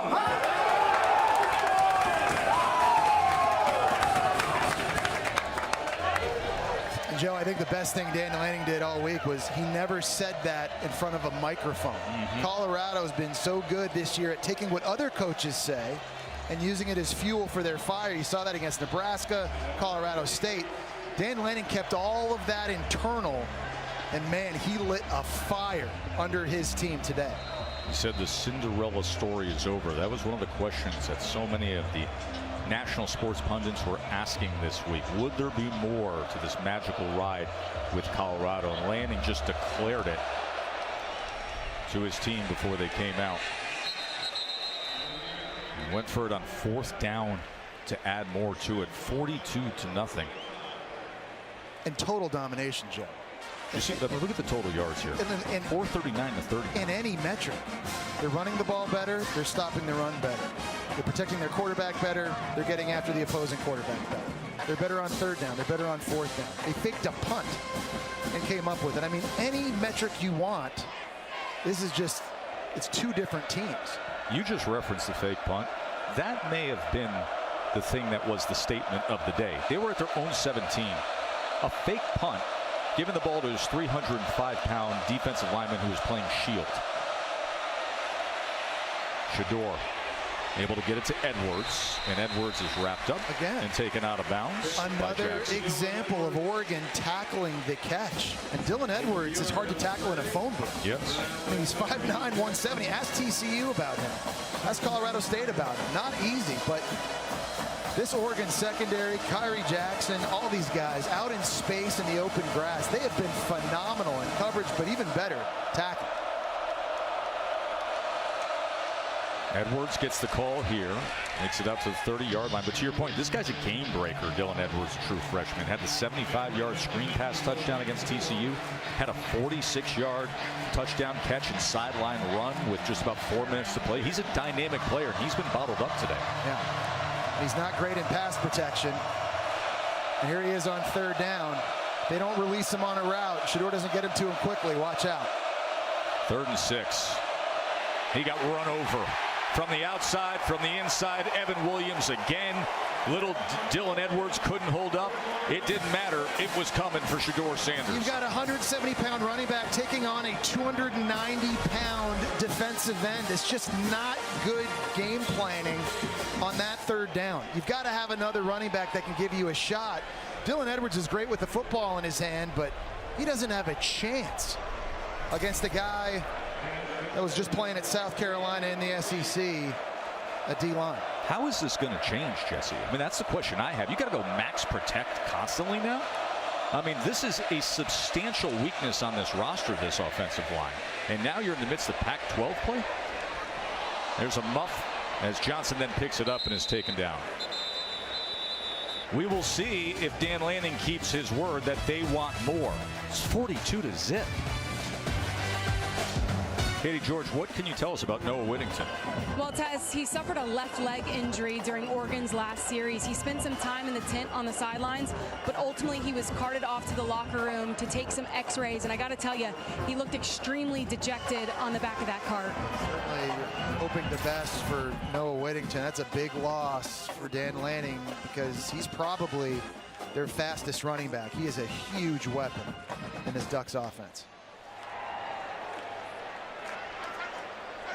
Bucky Irving is in the backfield with Bo Nix. And he is taken down hard after just a gain of 2 yards. As Levante Bentley, the second man to get in there after Cooper. And again, just going back now, if you're Coach Prime and Charles Kelly down this much, you want to see who loves football and who loves to compete. Who's not taking their foot off of the gas, and you find out a lot about who you've got in that locker room in moments like this. There's Kelly, worked under Nick Saban, now working under Coach Prime. How about that for a duo? Oh, look at face mask. You kidding me? That was Jordan Dominic who just ripped Bo Nix down by the face mask, and you can hear the cascade of boos from Autzen Stadium. Personal foul, face mask, defense number 44, 15-yard penalty, automatic first down. I don't think he intended to do this by any stretch. You know, you do have to keep your composure now, obviously down this much as the game gets on. That's just a very easy call there for the center judge. You know, and it kind of makes you wonder, too, if you're Dan Lanning at this point up 42-0, how much longer do you want Bo Nix in the game? Because you cannot afford to have him get injured. After the penalty, he's going to quickly get it to Ferguson, his big tight end. Ferguson, nicknamed T-Ferg, is good size, good speed. Trevor Woods with the tackle. You got so many dudes on this offense, don't they, Taz? They really do, yeah. I mean, they're deep. They're deep at tight end. They got speedsters at running back, at wide receiver. You know, we talk about how much Colorado is struggling on offense. It kind of makes you wonder the pressure on Oregon's offensive line, right? To have to play well, because when you have all these tools and all these weapons, when the O-line plays well, these guys get the ball in their hands. They go out and get yards. Bucky Irving. He goes right underneath Juwan Mitchell before it's cleaned up by Shiloh Sanders. Fantastic job again by Oregon. They've been using this counter play where they pull the front side guard and tackle. You get a kick out block, one climbs into the second level, and there goes Bucky Irving in the open field taking a massive shot.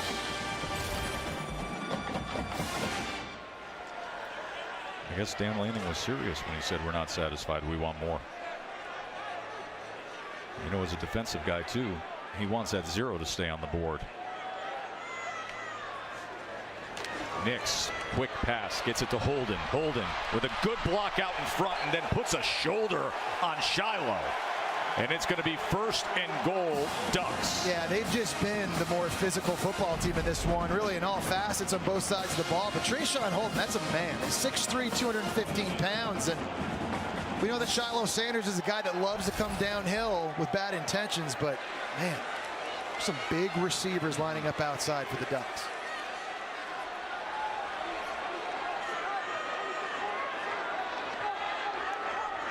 And Colorado has 8 guys in the box right now. Every DB is out on an island. And Oregon may still try to just run this in. 1st and goal. Irving tackled just beyond the line of scrimmage by Juwan Mitchell. A year ago we saw him at Tennessee. Started his career at Texas. Had a cup of coffee at Arizona State before being dismissed from the team, and now playing for Coach Prime. This is something, you know, that's demoralizing for a defense. When you load the box knowing the opposition is going to run the football and you still can't stop them. Trevor Woods, Juwan Mitchell looking over at Charles Kelly. Been a long afternoon for that defensive unit. 2nd and goal for Oregon.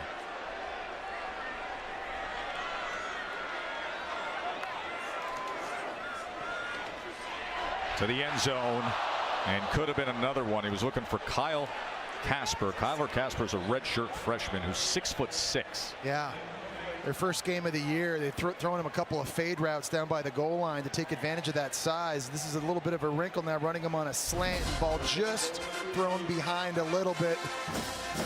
That's one Bo Nix would love to have back.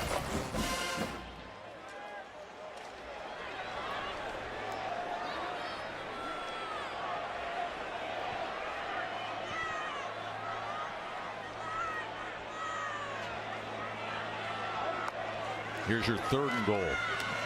Goes underneath to Bucky. And Bucky's met at the 5-yard line. And then something extra at the end.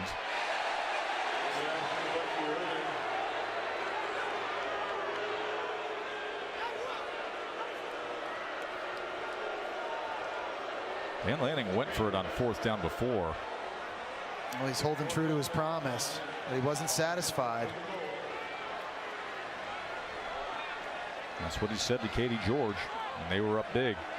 They're 35-0. He said, we're not satisfied. We want more. He said, I hope everybody that tuned in to watch this game keeps watching in the second half. 4th and goal, up 42-zip, and he wants to add to it. Nix looking for an option, trailing back. Flag is down as that is incomplete. Holden was the intended target. Johnny Cornelius at right tackle with the hold. Holding. Offense number 66. That penalty declined. The result of the play is our turnover on downs. It'll be Colorado's ball, 1st and 10. Jesse, are you curious to see the post-game handshake between Dan Lanning and Coach Prime? Yes, I am. I am too. A lot of intensity coming into this one. And Dan Lanning was very complimentary and respectful to Coach Prime coming in. He says you have to be a fool not to recognize the results that Coach Prime has created on a team that did not have success before. So Colorado takes over on the turnover on downs. Hankerson able to give them some breathing room. You haven't seen that all day. You really haven't seen that too much this season, is Colorado being able to just run the football between the tackles. And it's not like they've got to go off for 200 yards a game on the ground, but you've got to do things to slow down the opposing pass rush. 2nd and 3. Hankerson goes ahead again, hard running on 2 straight runs as he gets the 1st down. Jackson with the tackle. You do get the feeling, though, Joe, that I think Colorado players kind of got the message at halftime that these coaches are watching and they want to see the effort and they want to see how they compete. We've seen a couple of examples of that here in the 2nd half from the Buffaloes. Here's Shedeur. Hankerson picks up the rush. Shedeur is going to tuck and run and scoot out of bounds, and another flag is down. This looks like it could be holding. It's all the way back at the 11.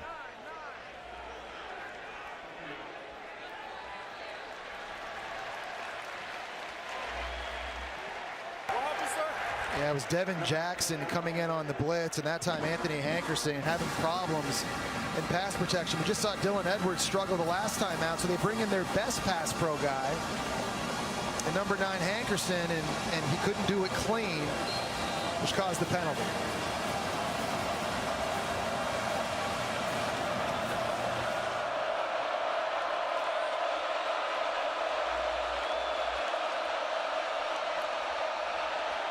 Shedeur, downfield strike, and that was batted away. The pass defended by Kyrie Jackson. Javon Antonio was the 6'4" intended target. I think you could make an argument that Kyrie Jackson's been the MVP of this game defensively for Oregon. He has been on an island one-on-one with a variety of receivers for Colorado, and he's been winning these one-on-one balls. Here he's going up against a 6'4" receiver, but again, you see how he gets the head turned around and locates it. There's a little bit of hand fighting, but referees aren't going to call PI when they see the effort like that from the corner. There's an inside screen to Weaver. That had no chance at all. Popo Amavai had the tackle, the big defensive tackle. They're happy to get Amavai back on the field. Missed last year due to injury. Year before that, he was a first-team all-conference performer. He is athletic, and he's a guy that can collapse the pocket and make life very difficult for opposing quarterbacks. Now Lanning wants more. This crowd wants more. They're still roaring on 3rd downs. Shedeur on 3rd and 15 gets the strike, and Weaver rewards him with the 1st down. It's a great job settling into a zone, and nice anticipation on the throw by Sanders, getting it to his receiver early here. Hitch, get it out, and when you get it to him quickly, there's more separation between the receiver and the DBs. Hankerson, he's been fed. Stiff arm bounce to the outside before he is ridden down by Jamal Hill. Tell you know, when you watch Oregon defensively, I always compare to Georgia's defense in 2021, arguably the best ever, that was coached by Dan Lanning. And one thing that shows up for Oregon is they've got a lot of speed at linebacker. Dudes that can go sideline to sideline. Not a lot of running backs that run away from them. Flag was thrown right near midfield. This is illegally based on the substitution.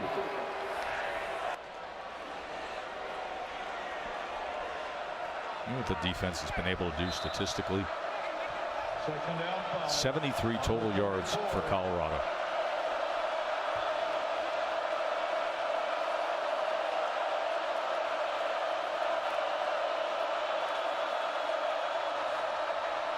2nd and 5.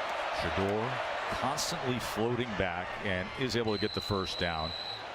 And another flag as Antonio had the catch. We'll check on the flag. It's hard to play the position when you can't step into throws. That time is right guard Beebe in his lap. Right tackle Washington struggling. Pass interference. Offense number 84. 15-yard penalty. Repeat 2nd down. It's Cole Basha working over the middle of the field. He kind of ran a pick on Jamal Hill. And the referees called that as interference.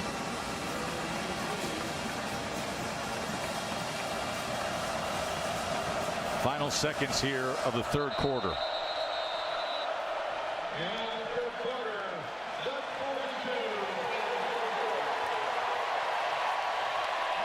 Bo Nix has led the way with 3 touchdown passes and a touchdown run. 42-0. Oregon spelling a shutout. ESPN College Football presented by Capital One returns after this message and a word from our ABC stations. Jesse, you remember back in the late 70s, National Lampoon's Animal House became a cultural phenomenon, and the fictional band Otis Day and the Knights were rocking there, and they just played it here, and this place is still rocking.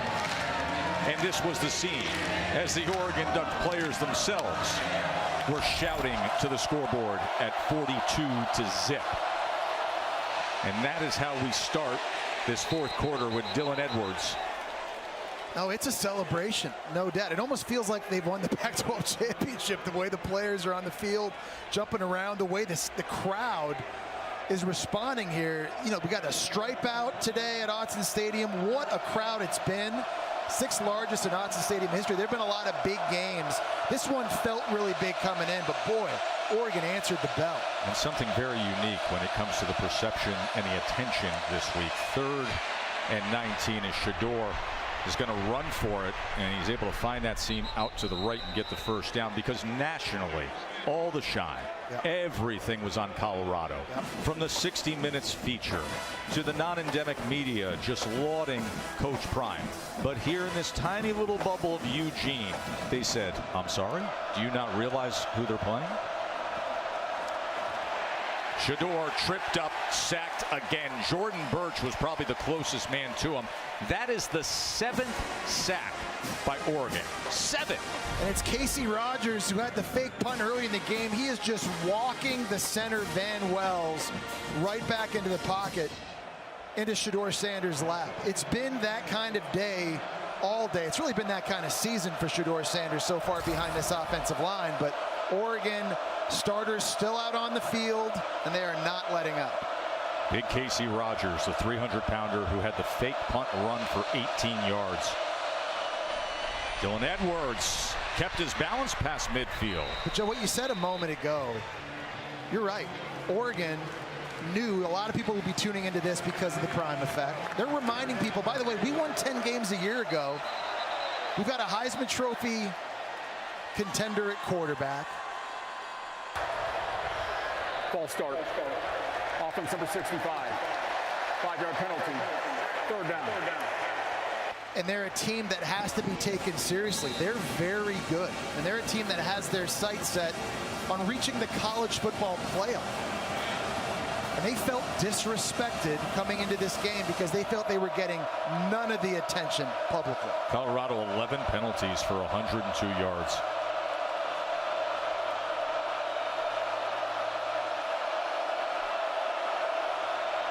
They're up 42-0, and this crowd is roaring on 3rd down as if it's the first 3rd down of the game.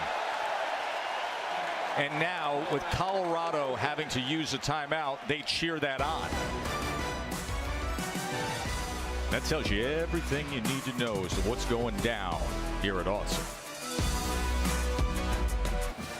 Jesse, the college football rankings are brought to you by Prudential. Yeah, Florida State had a scare on the road at Clemson. Jordan Travis, their quarterback, a little banged up in that game, but found a way to get it done in the end. An amazing slate of games today. After the timeout, It's a 3rd down and 8 for Colorado. Oregon crowd is still roaring. They want that shutout. Defensive line was stemming there. See if the officials have something to say. Call consecutive timeouts. They called consecutive timeouts. It's a new rule. You can't do that. Can't do it.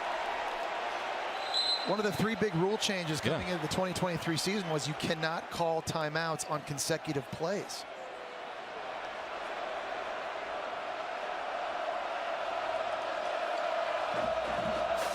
During the same dead ball period, you can't call those timeouts back to back.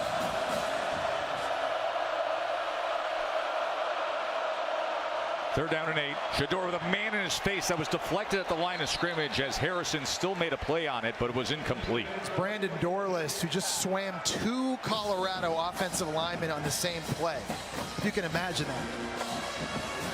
Here's a guy that's 290 pounds that was so athletic. He can play outside, so swim the tackle, swim the center, swim the guard, get home. Brandon Dorless has a pass rush specialist he works with in Atlanta, and he has a private D-line coach he works with in LA. Wow. Which makes me laugh because you always hear about QB gurus. Yeah. Well, people now can go get pass rush specialists. And wherever the guy that Brandon Dorless is hiring, it's obviously working.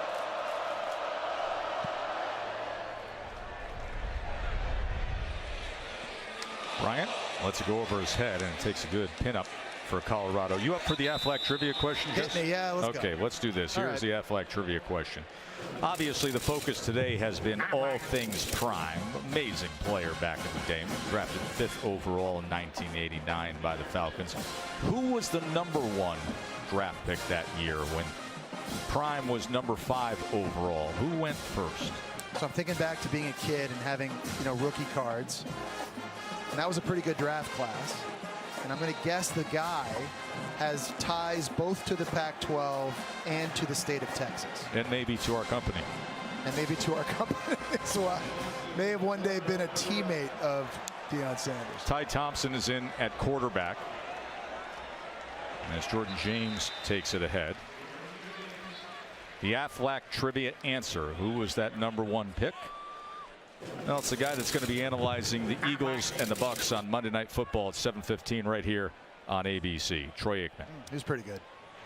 Think of some of the other names though in that draft. Fire him off. Remember? Go.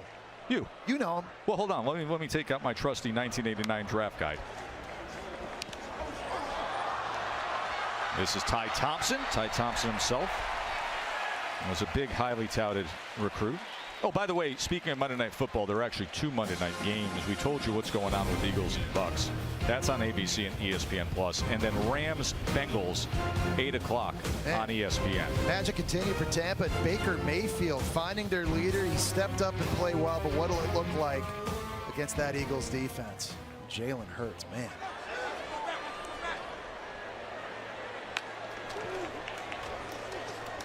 Jordan James takes it ahead. Well, you were asking the 1989 draft. Well, the 1988 Heisman Trophy winner went 3rd overall to Detroit. He was a pretty decent running back out of Oklahoma State. Barry Sanders. That's right. And then the late, great Derek Thomas. Wow. Was coming out of Alabama, went to the Chiefs. Yep. And then a famous cover of Sports Illustrated with a guy that looked like he would make Hulk Hogan look small back in the late 80s. The Packers offensive tackle out of Michigan State. Tony Mandrich. Excellent by you. Excellent. That's bonus Aflac trivia points for you, my friend. Just saying a lot of head coaches and GMs got it right that draft class, outside of Mandrich. Kenyon Sadiq, the true freshman tight end there. Here's another guy that I think you're going to see a lot more of if you're an Oregon fan. Kenyon Sadiq, very, very athletic. Easily their fastest tight end. And a guy that I think as this year goes on can work his way into the lineup more, stretching defenses vertically, and another toy for offensive coordinator Will Stein to get the ball to. They ran him in jet motion. Potential targeting. Or they're going to take a look at targeting here. But Sadiq, they've run him in jet motion, giving the ball like it's Brock Bowers. Well, that's the new thing now in college football. You get really good athletes playing the tight end spot and handing it off to them, jet sweeps, screens. Things that Troy Aikman was never even conceiving back in the day when he was the first pick of the draft. Well, they're looking at targeting here. So targeting again needs to be forcible contact to the head or neck area or forcible contact initiated with the crown of the helmet. Yeah, making contact with the crown of the helmet, no matter where it is a form of targeting. Let's bring in Matt Austin and hear what Matt has to say, our rules expert. Yeah, it does look like 31 comes in. He definitely lowers his head. It's like kind of a glancing blow with the crown of the helmet. But here's the thing: this rule is to protect 31 as much as it is the player getting hit, because you can have catastrophic injuries if you come in with your head like that. And number 31 is the backup safety for Colorado, Jaden Milner-Jones. So that is what they are reviewing, as he came in with the hit on Kenyon Sadiq.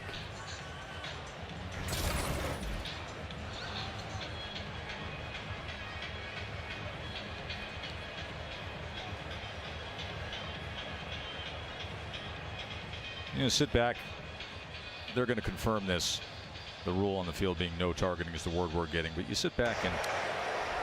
After further review, the contact was legal. There is no targeting on the play. First down.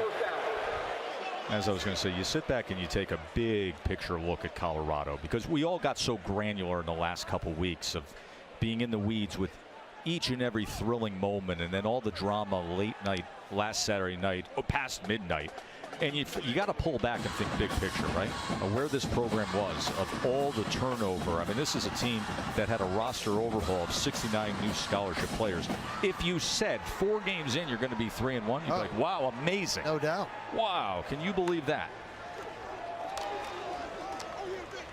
This is Jaden Lamar, who is the 4th-string running back. Remember, Noah Whittington went out injured in this game. We've seen a lot of Bucky Irving, a lot of Jordan James, and now Jaden Lamar getting playing time. Well, I think for Colorado, you know, obviously a talent standpoint, top to bottom on the roster, after that extreme overhaul, taking over a team that was averaging 15 points a game offensively and giving up 44 a game defensively, that was a tall ask. And they've got some of the pieces to win games, but when you play a team like Oregon, with the talent they have and the depth that they have, you know, the holes really start to show in your roster.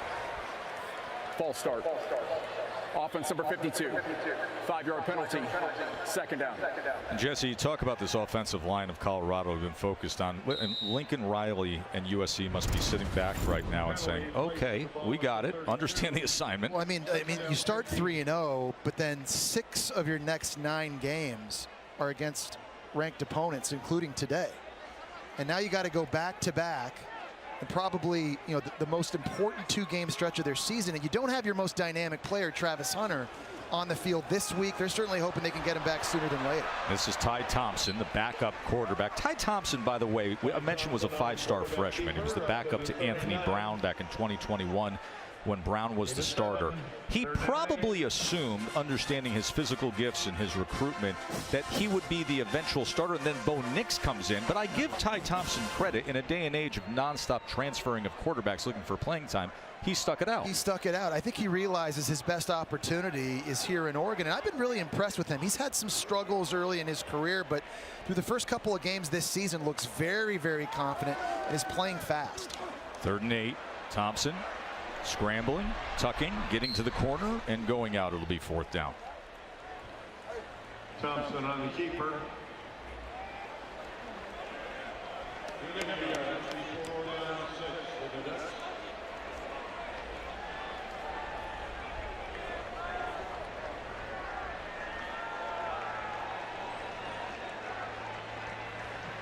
Ross James in punt formation. Going to be an interesting day watching film back tomorrow and the next day for Coach Prime. There's going to be some, I think, real conversations happening in the locker room after this game, on the flight home. You saw practice this week and the intensity. I think that's going to ratchet up even more for Colorado. A little bit of that conversation. Talk about a connection with the other coach as well, with Dan Lanning on the other side. It's Jimmy Horn who decides to return it from inside the 5 and then steps out to 7. But we'll tell you about a certain connection that's very special to Dan Lanning when we return. 42-0 Oregon, as you're watching the Dr. Pepper Championship Drive Game of the Week. For 10 years, ESPN has supported the College Football Playoff Foundation, bringing the college football community together during Extra Yard for Teachers Week to celebrate and honor great teachers. Since its inception, the CFP Foundation has recognized over 500,000 educators.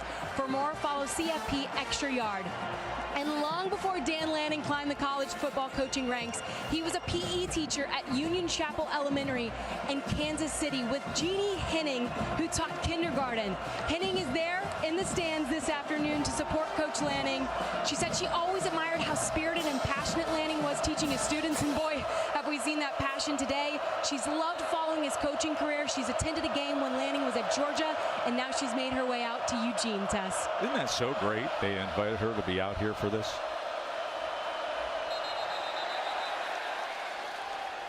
We have had far too many penalty flags. False start. Offense number 78. The penalties enforced half the distance to the goal. Still first down. Aerial coverage today is brought to you by Goodyear, celebrating the challenge of road games everywhere. Are you ready for the road? Goodyear, more driven. A unique scene as fans start to leave Autzen Stadium. McCaskill is driven back.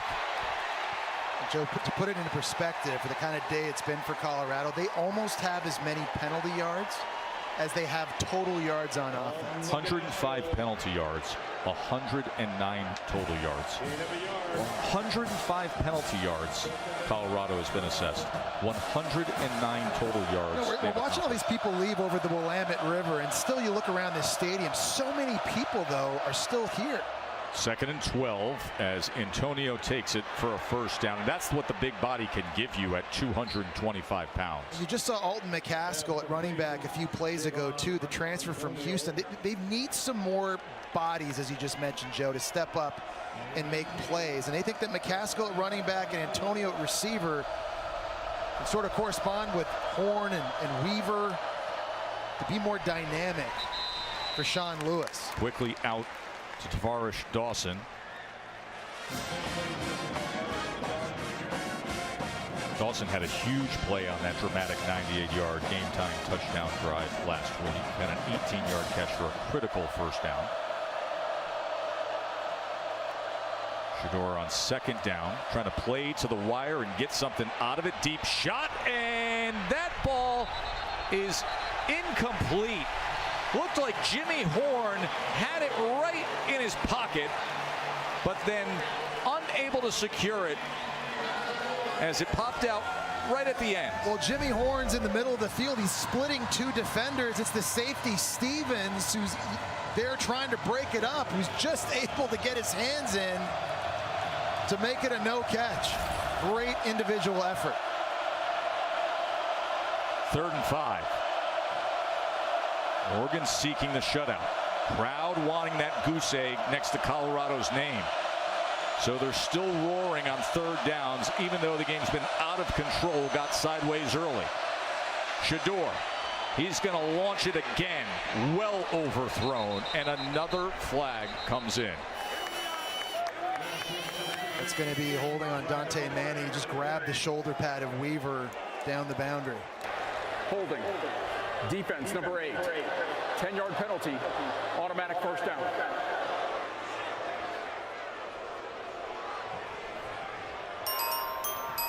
Reminder, the next games up include Texas and Baylor right here on ABC at 7:30 Eastern. Quinn Ewers, he's got to play at a high level week in, week out. Looked so good a few weeks ago against Alabama. Really struggled early in that game against Wyoming last week.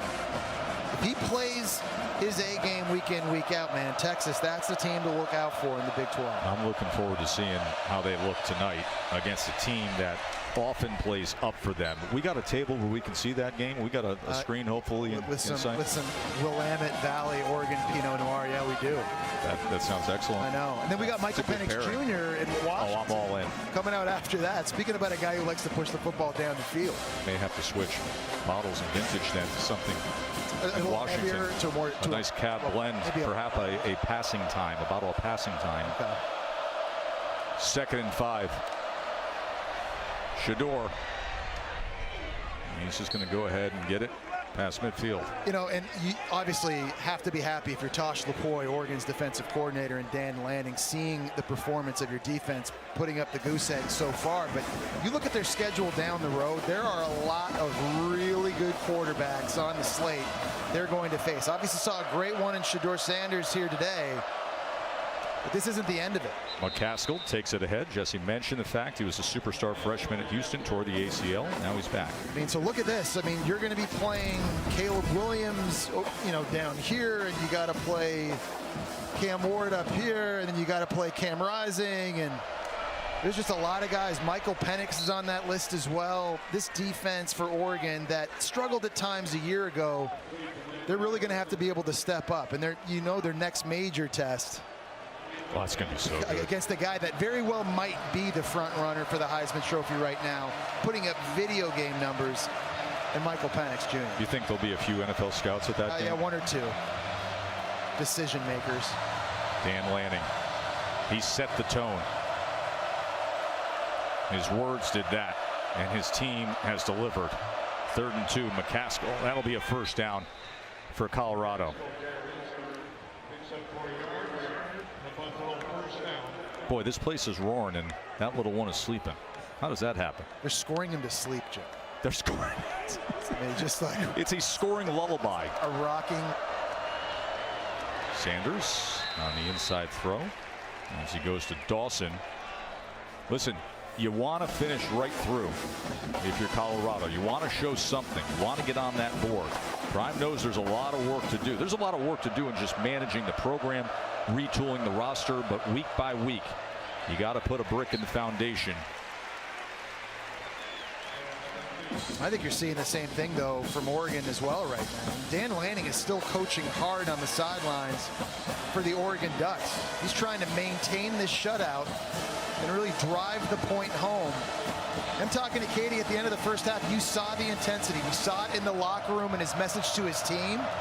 He's not going to stop coaching until there's zeros on the clock. Will there be a zero next to Colorado's name? That is the question right now for Shedeur Sanders. Across the field to the end zone, incomplete. He was looking for Dawson. It's been very hard for Shedeur Sanders to just find a rhythm, throwing at this time, working to his left. He's able to get his shoulder turned around, but his ball kind of sails on him. You don't see that happen very, very often. Really nice job there by Nico Reed. The Colorado transfer, knocking that one away. That's right. Started 13 games at CU and led them in interceptions a year ago. Now playing opposite.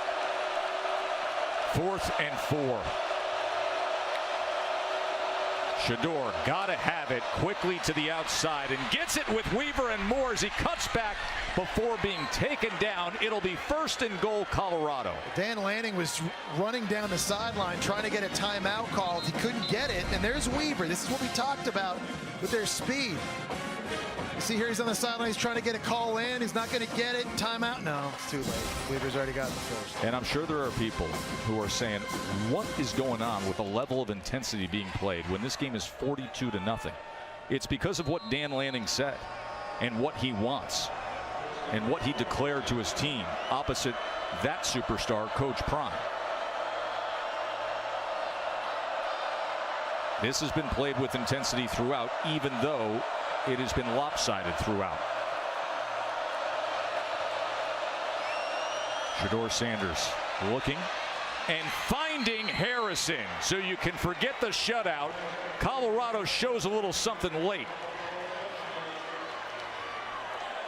You would have had to go back to 2012 against Arizona. That was the last time Oregon had a shutout against a Pac-12 school, and they won't get it today. Well, Shedeur Sanders actually faked the pitch the wrong way. Kavasier Smoke's going that way, and they're going to get Harrison sneak back across the other way. But you see, Shedeur, he kind of fake pitches to the left where nobody is. He's forced to get rid of that thing early, and finally Colorado gets on the board. And that's something, you know, showing this coaching staff that they're willing to keep fighting and keep competing until the very end. That is blocked. The extra point attempt by Alejandro Mata is blocked. But Michael Harrison, who last week just capped all the drama late against Colorado State. Had the 18-yard touchdown catch in the second overtime, the go-ahead. He gets the lone touchdown for the Buffs here. ABC College Football is presented by Capital One. What's in your wallet? Joey Harrington had the billboard treatment. Of course, Marcus had it all. And then the billboard treatment has come for Bo Nix recently. And today, Bodacious has gone for 3 touchdowns passing, another one rushing. And he's been out of the game with this blowout of a score.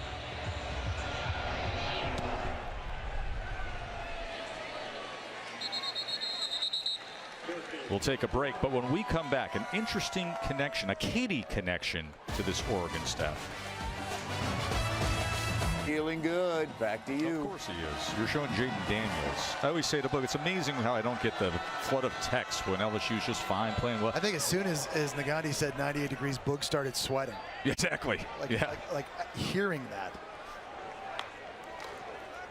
Dowdell in at running back as he gets the carry and spins ahead to the 29.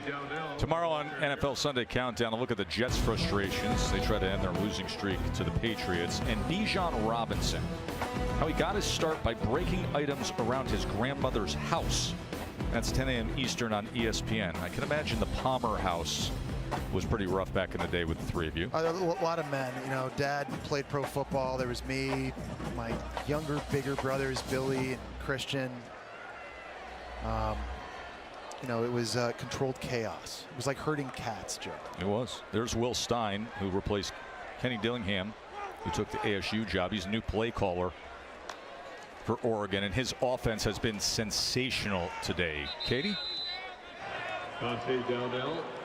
Tessa, I've known Will Stein since I was 5 years old. He and my brother are best friends. They were in each other's weddings. He and I overlapped as student athletes at the University of Louisville, where he played quarterback. Here's a picture of us when I was a little girl. I had my mom really go back through the boxes of pictures for the archives, but it's just been so much fun seeing Will just shoot up the college coaching ranks. He's certainly a great fit here in Eugene. Dan Lanning said he wanted somebody who was going to come in and be able to stick to Oregon's offensive identity, but also bring his own wrinkles. Williams clearly been able to do that here today. I love that photo of all the kids growing up back in Louisville. I like the photo of Katie grabbing the za. Oh, yeah. She went right for the pizza, right in front of the camera. Let's just keep the focus on what's important. Guys, feel free to put that back up anytime with the Where's Waldo shirt out of Katie George. And, you know, and then in the back corner, you see brother Timmy, who is like downing multiple pieces at the same time as if he's never had a meal in his life. There's Katie right up in front. Big eaters in the George family. And there's right there, Will Stein. Everybody's hoarding their pizza, expecting Katie to come around and steal slices. That's enough out of you two up there. Will Stein's double fisting. He's got the pizza. He's got the Pepsi. He's got the soft drink. And some of that za up here. Where's this thing headed for Colorado, Jess? Well, listen, I do think that Coach Prime is the real deal, but there are obviously a lot of holes on the field right now from a roster standpoint. I think a lot of that demonstrated itself today. A lot of things to fix in pass protection and tackling defensively on special teams, but penalties too, Joe. Oh, come on. With 12 penalties with over 100 yards. I mean, Coach Prime will probably tell you after the game, we could not have played any worse. And you wondered just how much they had emotionally left in the tank after being in the spotlight the first 3 weeks of the season, and then that physical overtime win against Colorado State. They've got to go back to the drawing board, and they've got to go back quickly. Well, Ty Thompson is in now at quarterback as Sadiq, the freshman tight end, gets some looks. Well, I love everything that Prime is doing in terms of the messaging, in terms of the overused phrase culture change. And the one thing, and we had the chance to visit with them extensively this week, fly out to Boulder and spend a whole day with the program. The one word you will hear over and phrase over and over from the coaches to the players is, we are old school coaches. Yeah. Old school coaches. Yeah. And he referenced Mickey Andrews, the old defensive coordinator at Florida State, his defensive coordinator. Well, who I played against. And really, there are expectations and there are standards that Coach Prime is setting in practice.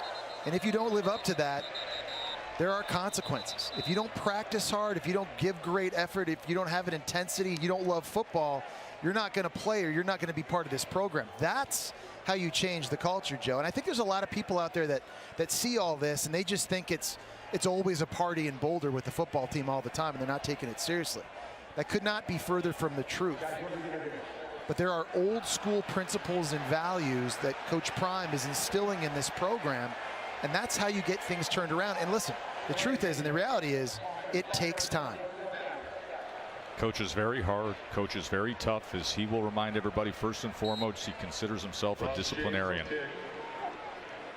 He had that opening introductory meeting with the program, and players got the message. Not everybody's going to be around. This isn't for everybody. But I'll tell you, the effect of Coach Prime, the past 3 weeks and where this whole thing has gone, it really transcended football. The coverage of him, everybody just in awe. And there's a lot that goes into the boil pot of why. But you're talking about one of the greatest American athletes of all time, who in a second act of life is transcends everything, right? It's not just because of his accomplishments on the field when he played. It's his personality. It's the magnetism that everybody just wants to be a part of. And things will just close out here on a day when, right from the start, Jesse, he said to us the other day, Prime said, we have to start fast. You couldn't have a worse start. Meanwhile, it was the guys across the field who started so fast. Who had a chip on their shoulder, felt like a lot of people were watching this game to see what would happen with Colorado, forgetting just how good of a team Oregon is. Dan Lanning delivered that message to his team all week, pre-game, kept his foot on the gas. That is an impressive win for the Oregon Ducks. Now remember, Dan Lanning said, we're not done. We want more. He went for it on 4th down. Put more points on the board. Let's see this handshake. And that's exactly what you expect from those two great competitors. They understand what it's about. You go all out. And that's what Lanning and Prime did. But Lanning had that pregame speech where he said, this is rooted in substance. They're fighting for clicks, we're fighting for wins, and then told Katie George when they were up 35-0, we're not done, we're not satisfied. Let's hear what he says now, Katie. Thanks, Tess. Coach Lanning, pregame you told your team, we're not playing for clicks, we're playing for wins. What kind of message do you feel like your team sent with this win? Yeah, they're ready to get better. They're hungry to get better. We're certainly not satisfied, right? This is one game. Now we're on to the next one. We got to focus on the next one. There's a lot that we can improve from that game.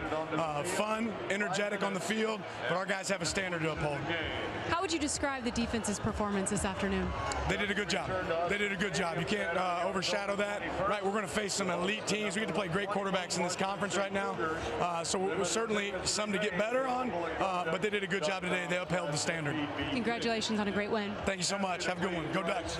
Jesse, Bo Nix completed 85% of his passes. He had 4 total touchdowns. He had a big stage with a lot of Heisman voters watching, and he took advantage, Joe. Phenomenal day for Bo Nix. 522 yards for Oregon to 194 for Colorado. 42-6 is your final. We got Texas Baylor coming up at 7:30 here on ABC. For Katie and Jesse, I'm Joe Tessitore telling you to enjoy the rest of your night.